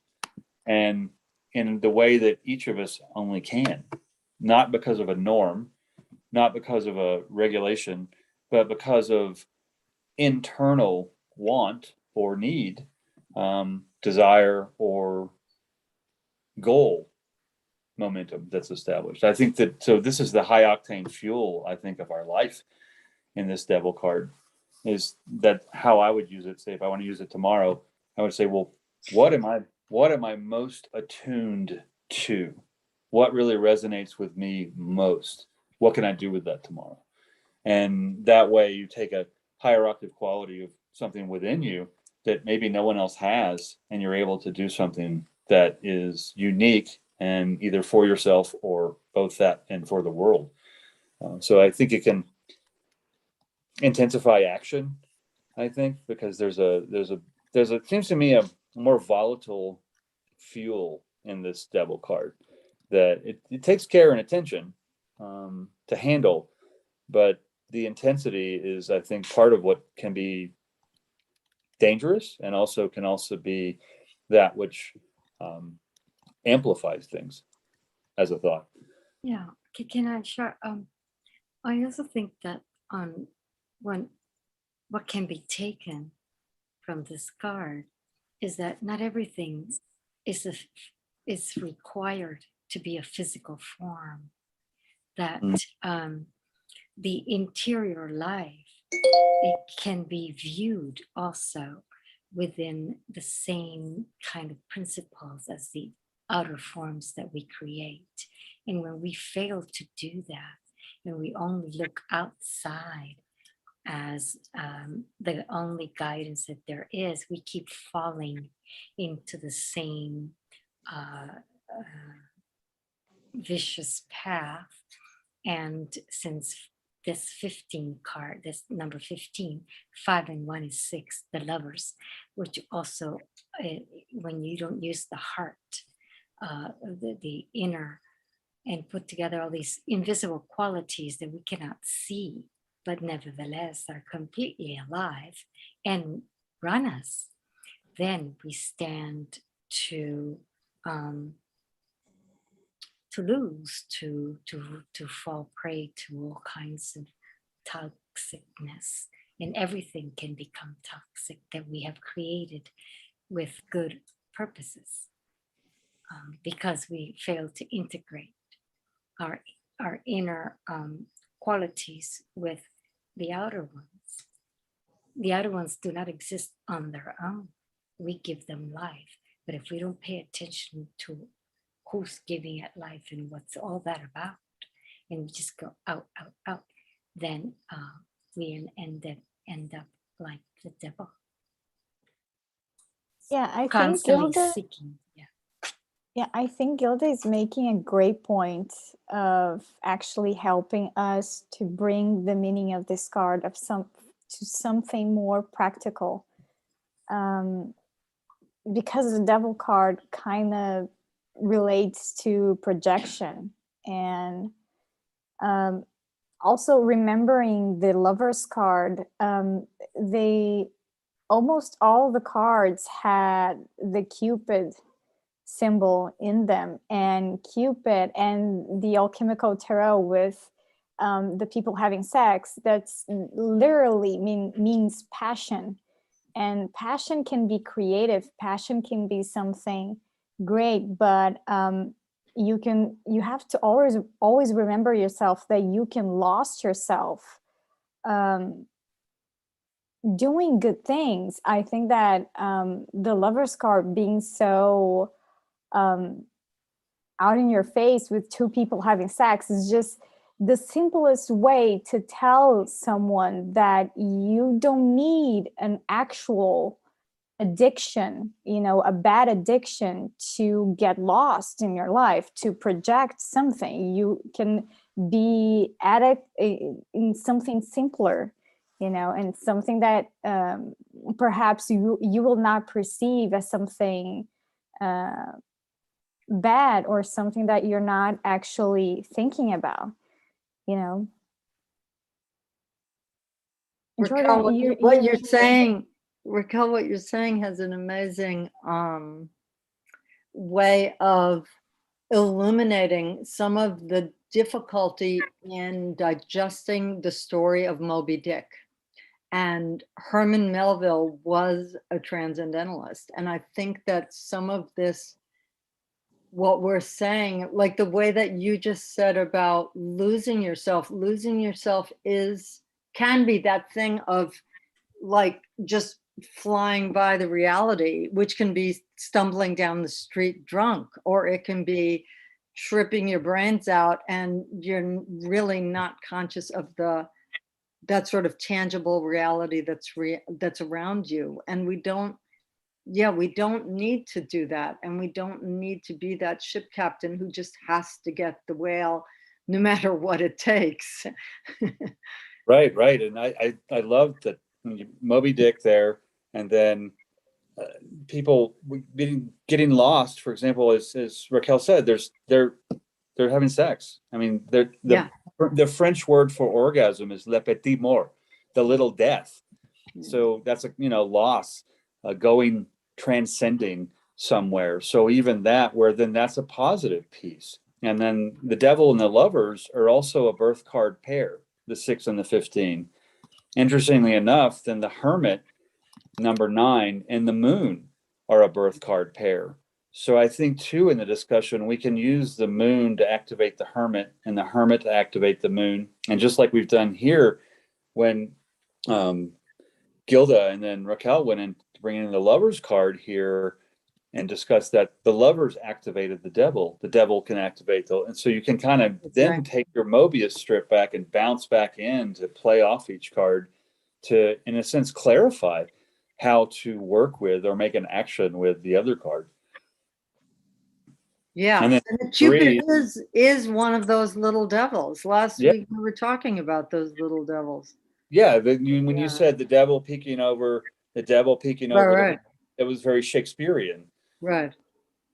Well, it's Elizabethan. It's the child ballads. Well, I believe also what they can take from the card, which Nick was trying to have us focus on, is that you can study the single card as much as you like, but in reality, they are all interconnected, right? As Jordan has just shown. So, how did the being, when it's looking at this card, how did they get here? What brought them here? What are they missing?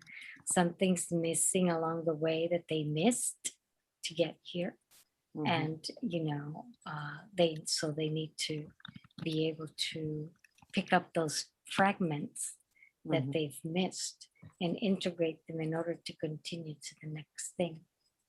Yeah, each one is interesting. The 6-pointed, there's a red triangle in front of the white triangle that Nick is kind of fondling there.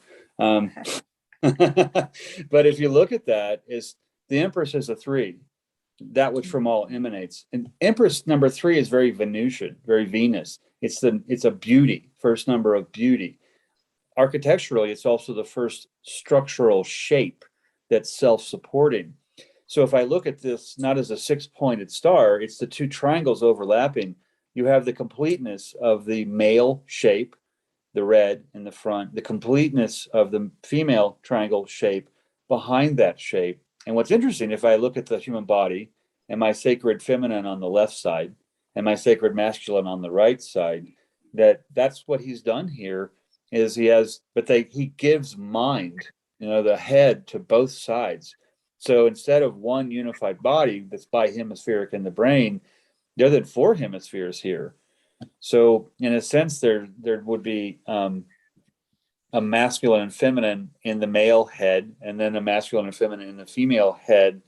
So there's, in a sense, the tension I find here is the 2 heads, because the mind does not come together, is what it tells me in unity, that the masculine and feminine will remain dignity and difference. They will remain separate, so that no matter how integrated we get, no matter how transcendent we are, there still is a gesture of dominance or what is focused on and what is figure and what is ground.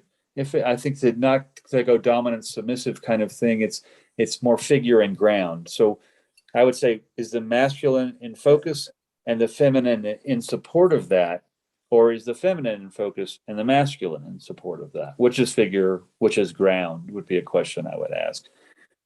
It could oscillate. It could change. Yeah, and since you mentioned the two the two heads, it is quite prominent actually, because as we saw on the High Priestess card, that the sun illuminates below, and then it reflects off. Here, his crown is gold and hers is silver, and they're not reflecting anything. They're not reflecting upon each other. Now, if someone is looking at this card and wants to know, well, what else do I learn? If you can count, there's 5 pokes on each head. That means that they didn't learn the lesson in all the time that they've been, because that's card number 10. That's time. The Wheel of Fortune is time. And they have 5 here and 5 there.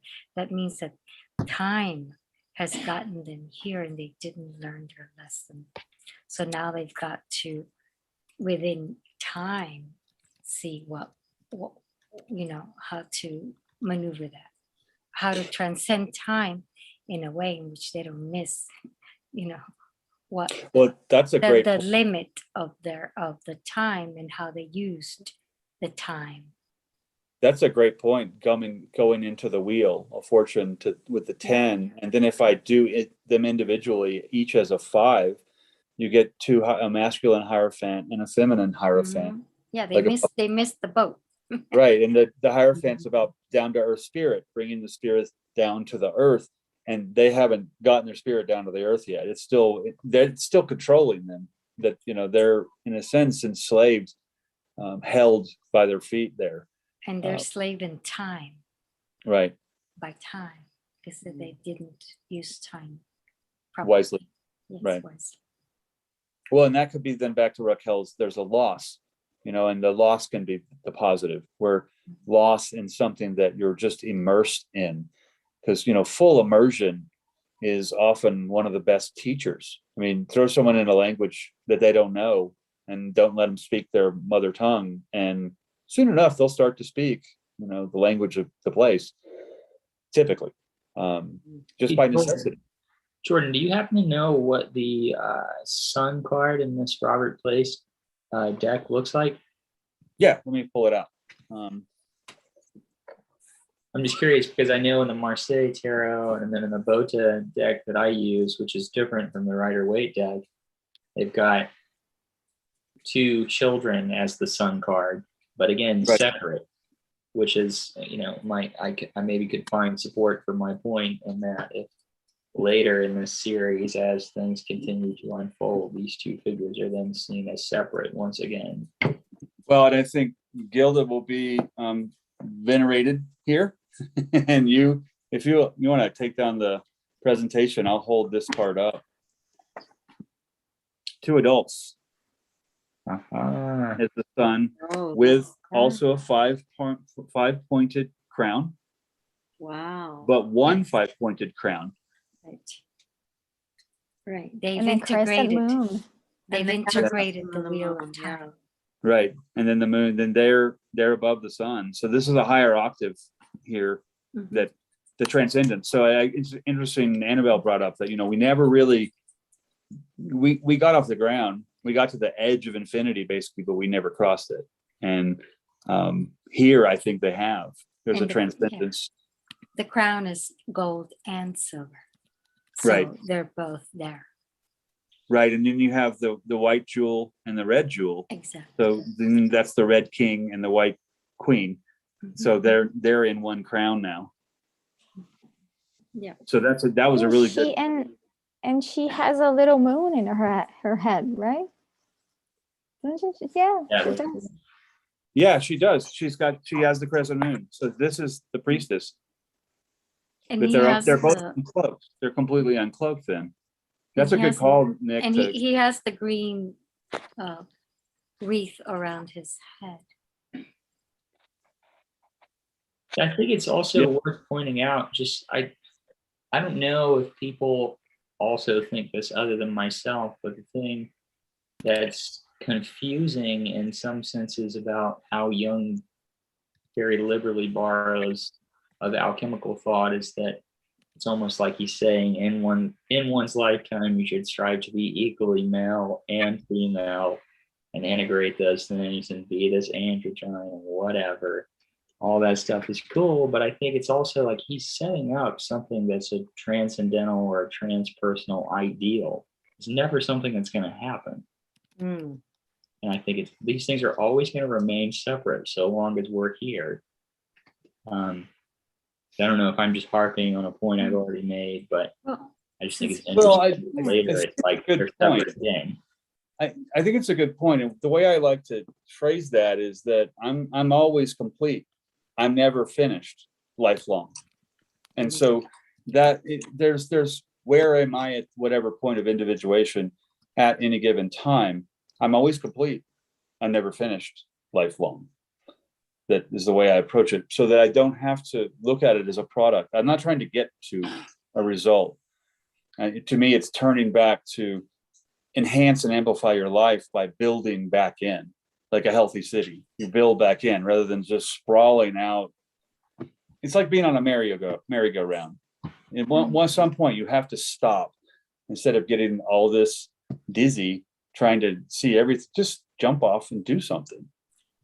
Where it's just Jung's, you aren't talk about you, or Yeah. you are what you do. Since this is all we trying to bring in Jung, if my being works with dreams, and Jung found out all of this because he worked with dreams. So we can analyze the tarot in many ways and think, oh, they're kind of dreamy, it will never happen.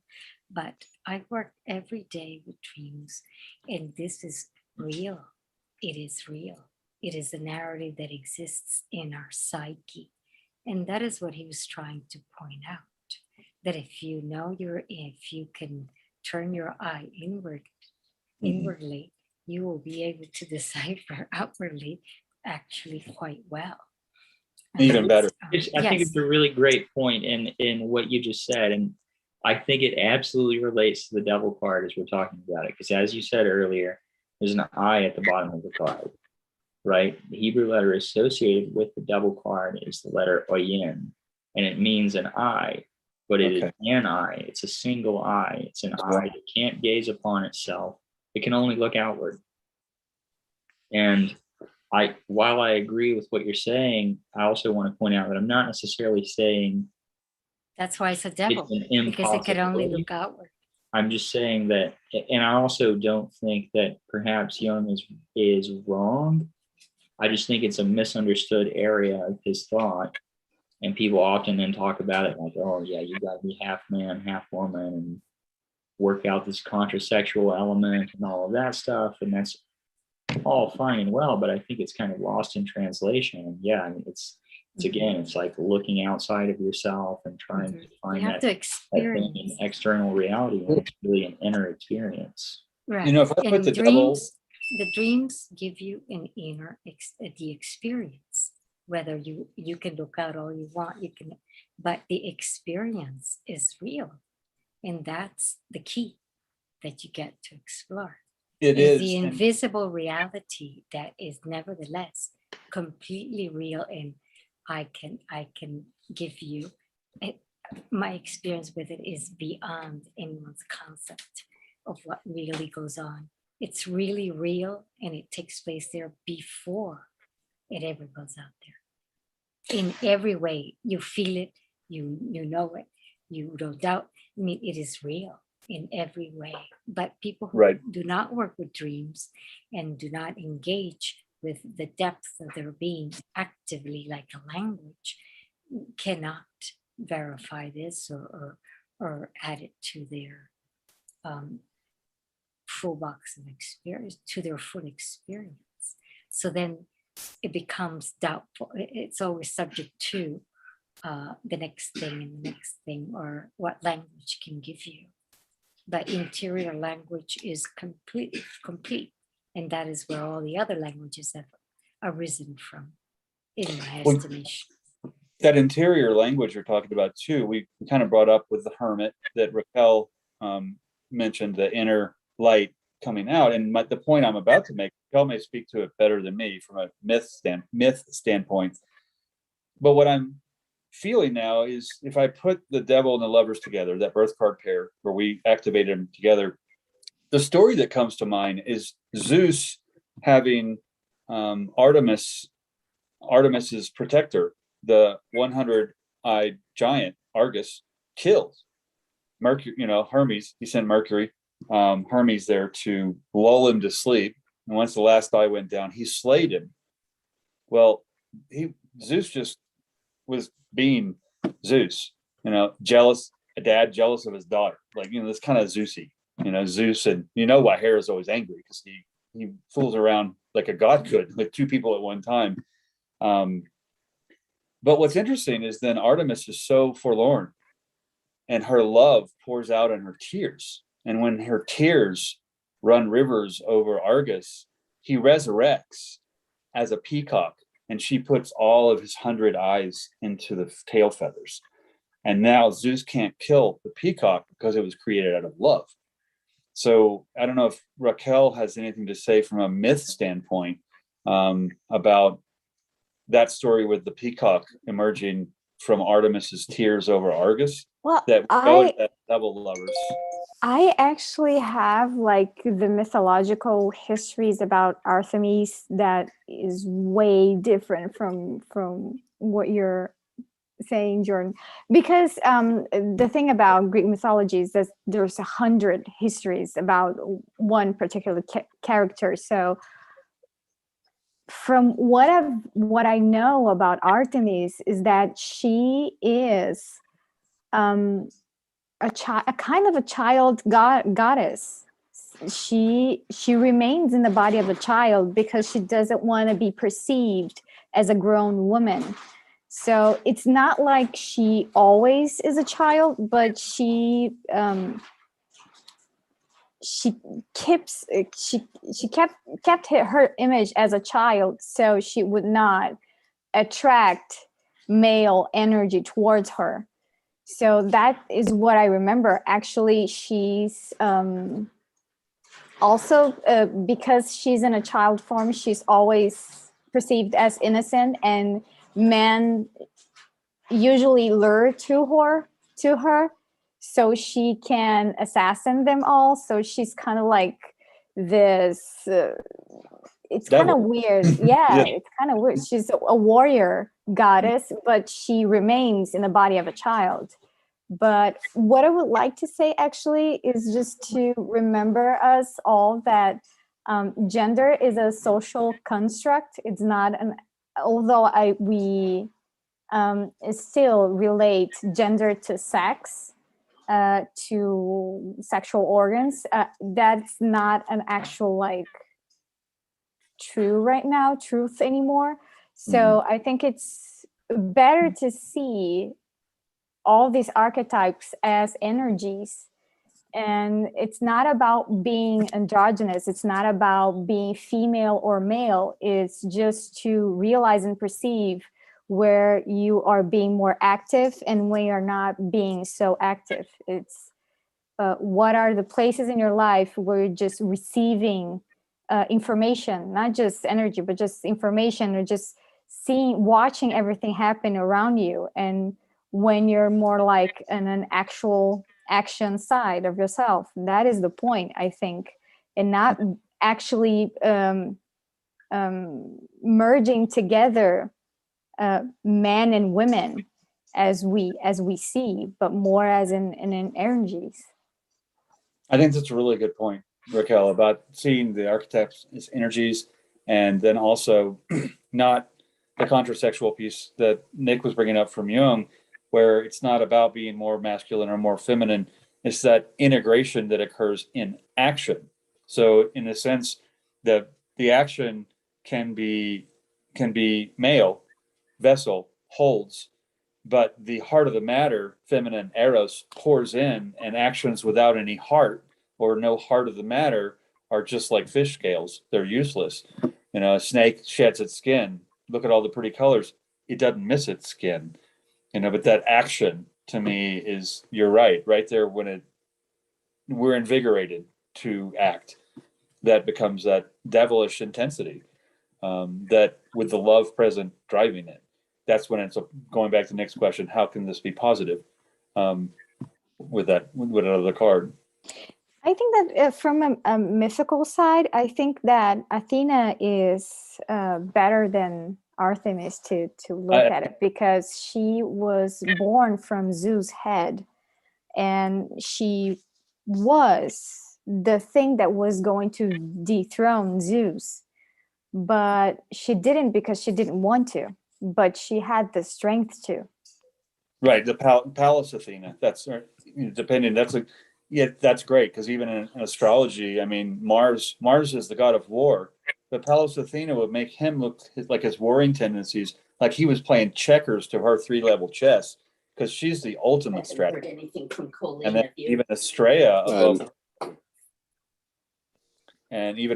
above, No, I Pallas. haven't, but I did send the video to her, Deb. Good, okay. Gives back. Yeah. I just want to say also, I may have misspoken, but I was not necessarily asking where's the optimistic turn in the devil card. I was more asking, what's the use? Like I said, I may have misspoken or not expressed myself clearly enough, but what I was trying to ask was, why should anyone care? And I think one response to that is that with the devil is to explore all of your inner intensities, those things that pretty much scare the bejesus out of you. I mean, because I think what happens is, like I said earlier, inhibitions will enslave you almost more easily than excesses, simply because they're usually hidden behind blind spots. Whereas, and things that root in blind spots will oftentimes are covered by shame. You're not going to find them because you can't get out of anything to inspect your expectations. So I think the one thing to use with that devil card there is to search how powerful you actually are, and like a Chariot card, harness that. And then I think that's the lovers as the two characters in the devil are just right there present in the card, is one of the how can I use this card practically kind of expressions. I would share that one should care, because at some point the devil in the devil card, the person will burn or hit a wall, or if they continue where they're at, they will be stopped in one way or another, which won't be something pleasant. So if they're interested in evolving, then they pay attention. Yeah, definitely. I'd like to thank everybody here tonight for humoring me to have the interactive, let the cards tarot talk, let us all talk and speak for the cards. We've got, I think, about 3 or 4 minutes to the end of the hour. And thanks everyone for such a vibrant conversation. I mean, that everyone really just chimed in so deeply here tonight. Yeah, thank you, Jordan. You're welcome, definitely. Yeah, so thanks everybody. Thanks to the YouTube audience. I just wanted to add to the devil card that the devil, you're chained by the devil in your own mind. And so the traditional devil card, I'm not sure about the ones that Jordan was using, but the traditional Rider-Waite devil card shows the two lovers in chains that are loose enough that they could simply remove and walk away. And right. That's a great point, Skip, because I had mentioned earlier I think in regards to another card, but in that respect, it applies to the devil, where when you hear yourself rattle your own cage, don't go looking for the key. Realize you are the key. And then you just slip the knot, because then you just slip those chains. And you're never really incarcerated if you inspect what you expect. Yeah, that's right. And it's this, it applies to addictions and that sort of thing. I mean, I know a lot of people think that they're trapped by their addictions, but it is possible to walk away. And people that get on to a 12-step program typically have a way to step away from it. And but you have to be committed to stepping away from it and changing your life. And if you do that, then you're going to be okay. Yeah. And I've had plenty of experiences with alcoholics, and it's hard, but if they go on a 12-step program, ultimately, I mean, they may have to detox first, but if they go on a 12-step program and stick with it, then they're going to be okay. And this is why, for example, every cruise ship I've ever been on has a event calendar that every day at 5 p.m. meeting with Bill W. is on the calendar for every day of the cruise, because that's a Alcoholics Anonymous meeting. And of course, on cruise ships, people tend to overdrink and that sort of thing. So they really need to have one another for support during those times. And that's a good point, Skip, too, because the addictions also are usually rooted in inhibitions. There's usually some part of the heart that's closed that needs to be filled, but you can't fill a closed vessel. So that then when someone gets into a program or intensely does some kind of therapy around it, then it literally evaporates because they stuck with it. I mean, they come to a whole new kind of place with it rather than rather than it controlling them. And I think that does speak to the devil card directly.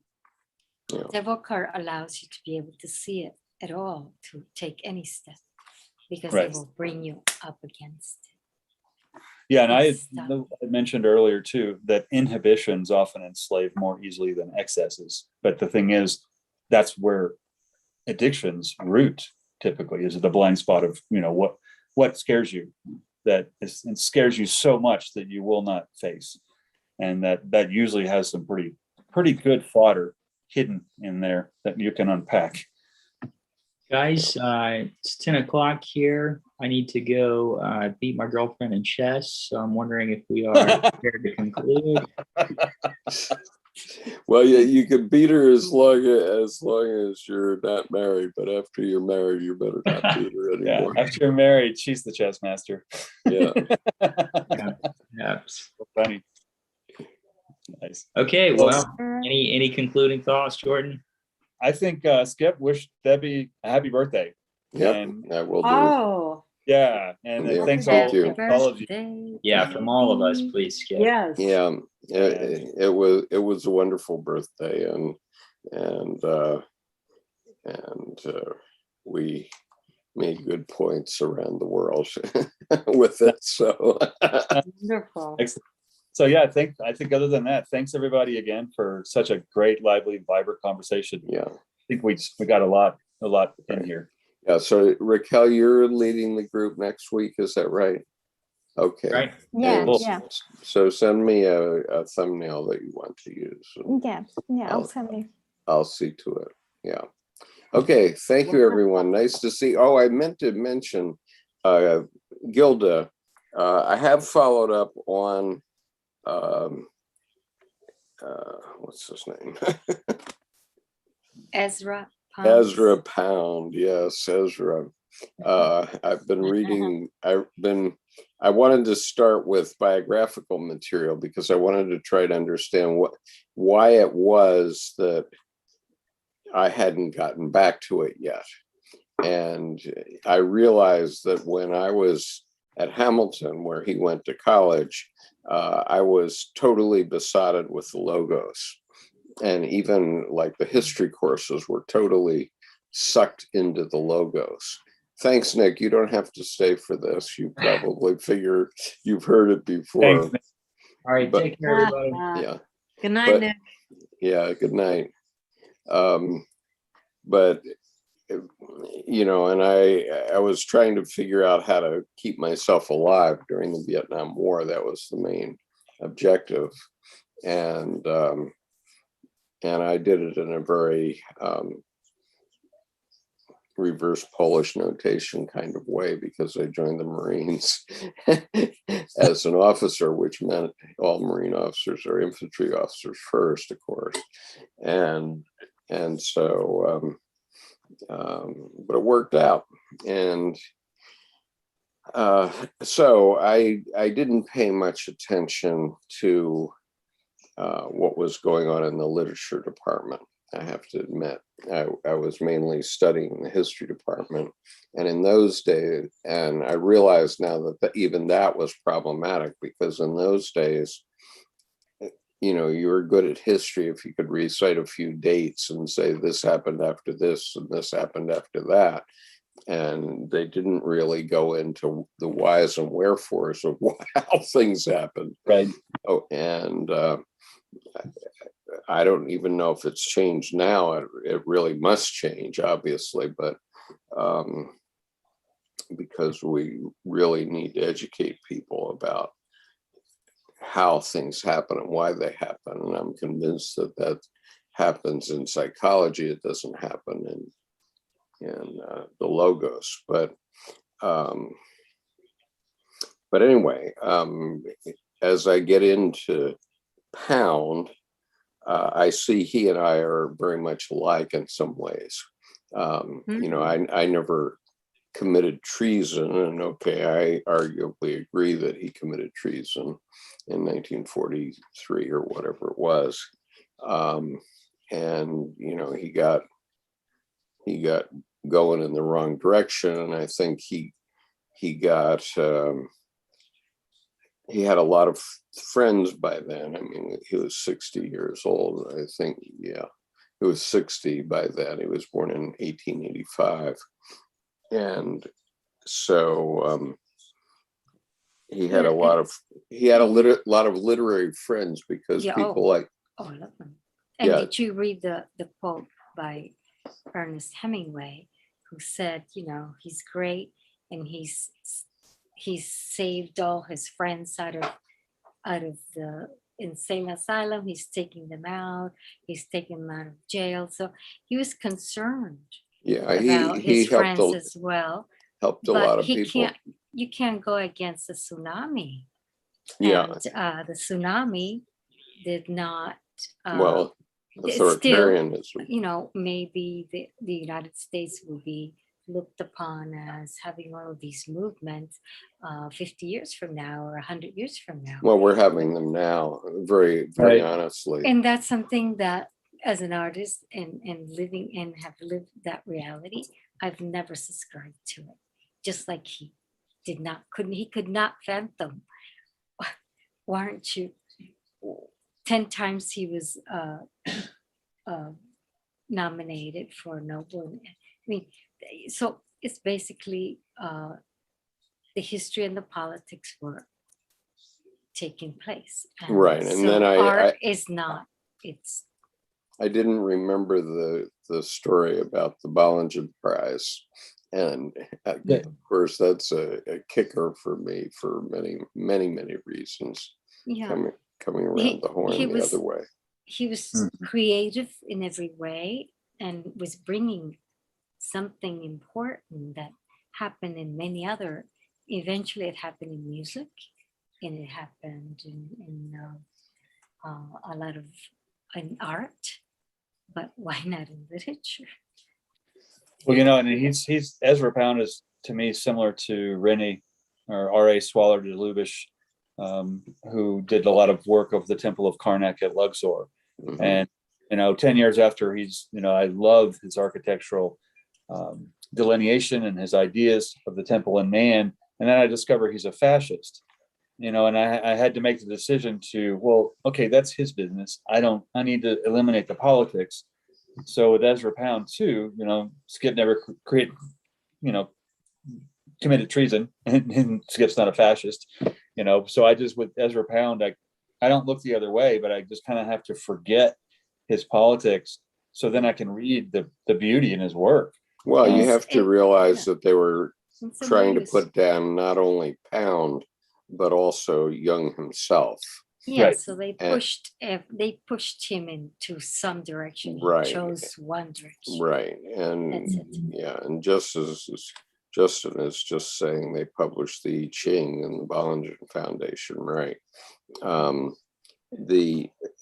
Actually, it was Ezra Pound who translated some of the key Chinese works. I had forgotten that he had been up to his Yeah. end in Chinese, which I was, of course, when after college. I mean, I was in Chinese stuff in college, but not in the language, but he was literally translating from the Chinese. And so he was not cuckoo. He was just saved from a And war he was crimes. and because Probably. of all his extreme dedication to creativity, Yeah. And he landed him, and he had in mental hospitals that they did mental, the shock to the brain. I mean, yeah. Well, because there's he stood a nice for little his anecdote creativity. there where that after a he- while, you can't go against the tsunami. There- Even there's- if you are Leonardo da Vinci, it matters not. yeah, there's a nice little anecdote there, and this is James Laughlin was 30 years his junior, but he was his publisher later on, and Pound brought him along. And in 1969, Hamilton College gave a honorary degree to James Laughlin, and so when they did that, Ezra Pound went to the Hill, to College Hill, to Hamilton College for that event. But when he was there, he never spoke a word, not a word. He was there, and he didn't trust the academics anymore. Right. Yeah, right. After a while, when you've seen it live so much, Yeah. And he had. it's which funny, card he's- do you become? Yeah, and he's The high priestess. talking about T.S. Eliot, who he basically subsidized and saved in London back in the 19 teens, back when Eliot was publishing, the Rough Beast on the Way to Bethlehem poem. Oh yeah, he brought a lot of the major Right? poets and so on But he- into. He liked talks about T.S. Eliot. His nickname for him is Possum. And so it is.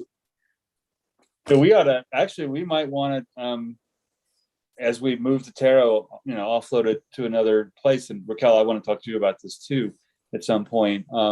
We might want to look at T.S. Eliot's The Wasteland, because tarot features prominently along third into the middle, with Oh yeah.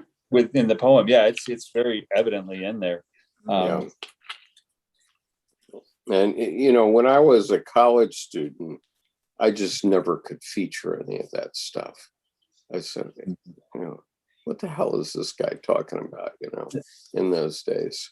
But now, in reading this correspondence between Laughlin and Pound, it's very, very interesting, because he's in his prose letters, he's using the kinds of figures of speech that he used in his poetry, and now at age 75, I'm old enough to appreciate it. Yeah. And the interesting point was that's why I mentioned it for you as a gift. Yeah. That there are other poets who are called Ezra Pound poets, and the Red Book is edited by one of them, John Peck. So Interesting. he says he is an Ezra poet. Yeah, I meant to look up in Jung's index whether Pound is listed, and Jung is only mentioned once in this series There's a of letters. few of them, and they came out of Stanford. Yeah, if I some can of them get the were from names, I Berkeley. will mention them Yeah, yeah. to you. Like I belong to a writing club when I was here, and I stopped going, not because I wanted to, but some things came up and I had to stop. And my poetry is written exactly how he describes it. It just is a rhythm that it rhymes when it rhymes, and whenever it is that it comes to me that it needs to rhyme.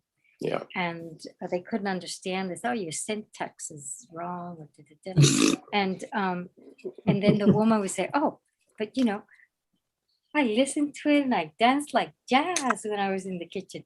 So, you know, but they were all like intrigued. Oh. So, Yeah.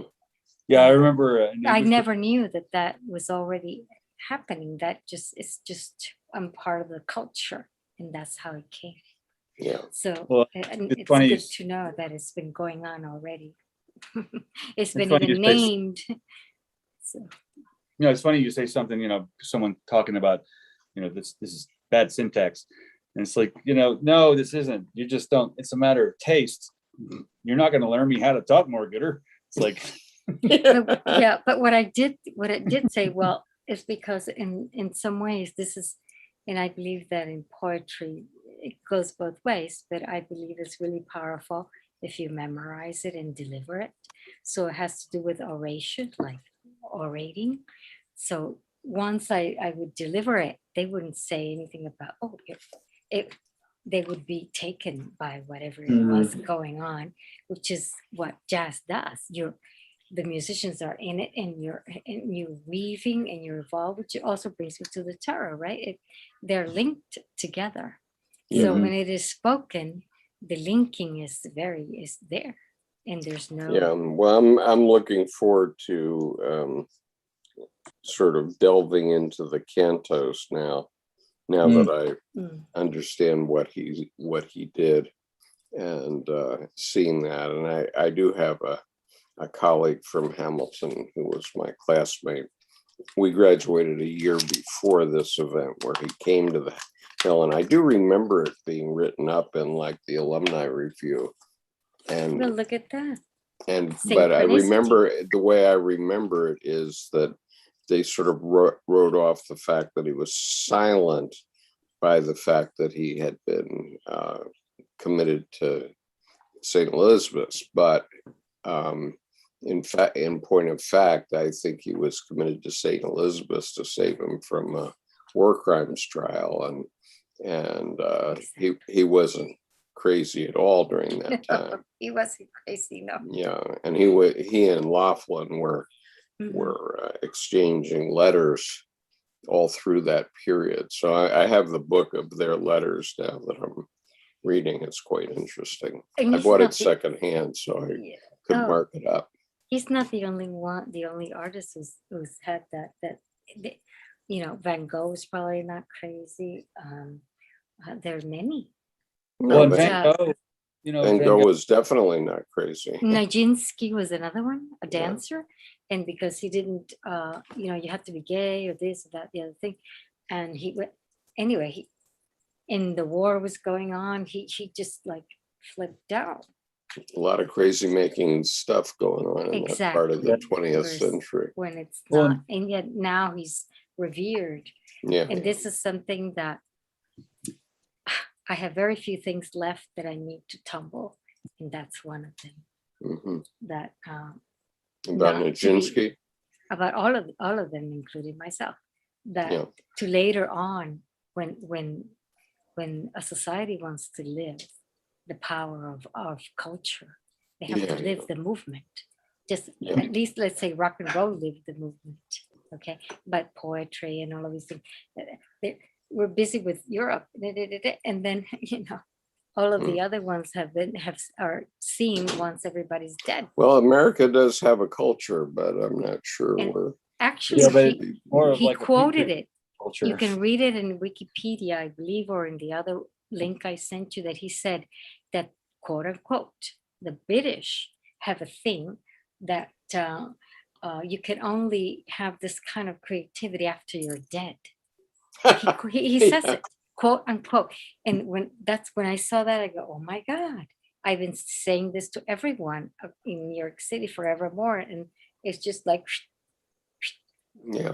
Well, and he that's- said it exactly. And that was my experience. Yeah. Well, you know what's That's- interesting about Van Gogh is everyone talks about syphilis. Everyone talks about mousy, that he was not very active. He was extremely active. Not a whole lot of people talk about the fact that when he was in the fields painting, he didn't like wheatgrass or bugs and things in his brushes. So he held them brush point in his mouth. And so that's lead poisoning and heavy metal. I mean, you get titanium oxide, you get chromium, yellow. I mean, so he was basically ingesting pigment and paint. So lead poisoning, I have a feeling that really is what made the tumble rather than the syphilis and all the other things, because it's literally just, he's poisoning himself to keep his brushes, from getting stuff in them. But if you're talking about syphilis, I mean, if you start reading literature and all of that, I mean, syphilis, I forget what they called it. Just about everybody had it. Napoleon, and Yeah, they say sure. that some of our presidents earlier on, People they got also it. have. I mean, I don't want to say Yeah. Washington, but I think he was on the list. I mean, it was Emma Young's rampart. father had it. Lord Yeah. Randolph Churchill had it. It Right. went on Yeah. for quite a bit. Oh yeah, So for it had a funny centuries. name. They called it the disease of something. That was his name. Yeah. They used to call it. Yeah. So everybody was nuts. Yep. Um, It definitely affected Nietzsche, but I don't agree that it affected Van Gogh, because I've read his letters to Theo, and Yeah, those are not crazy. No, they're very articulate. He was And right up until 2 or 3 days before he committed suicide, or maybe he didn't commit suicide. That's the question. right. Maybe he didn't, but anyway, okay, let's wrap it up. Right. And All right. Thanks, all you, everybody. we'll see you next week. All And right. Raquel, afternoon tomorrow. Yeah, yeah. Skip likes After to my noon. Yes, I'll send an email. stir the cauldron. Yeah, I keep stirring things You up. like to stir the cauldron. Yeah. Take care. Peace. Gotta get Libra. I do nothing if I don't stir up the cauldron. That's for sure. Sometimes if you want to get somewhere, you just got to rock your own boat to make the waves. Yeah. Yeah, they're using that in the Olympic sailing regatta now, actually. Really? Yeah, the Brazilians are especially into it. I don't know That's if funny. Raquel's- Yeah, we are. Look up the 470 class dinghy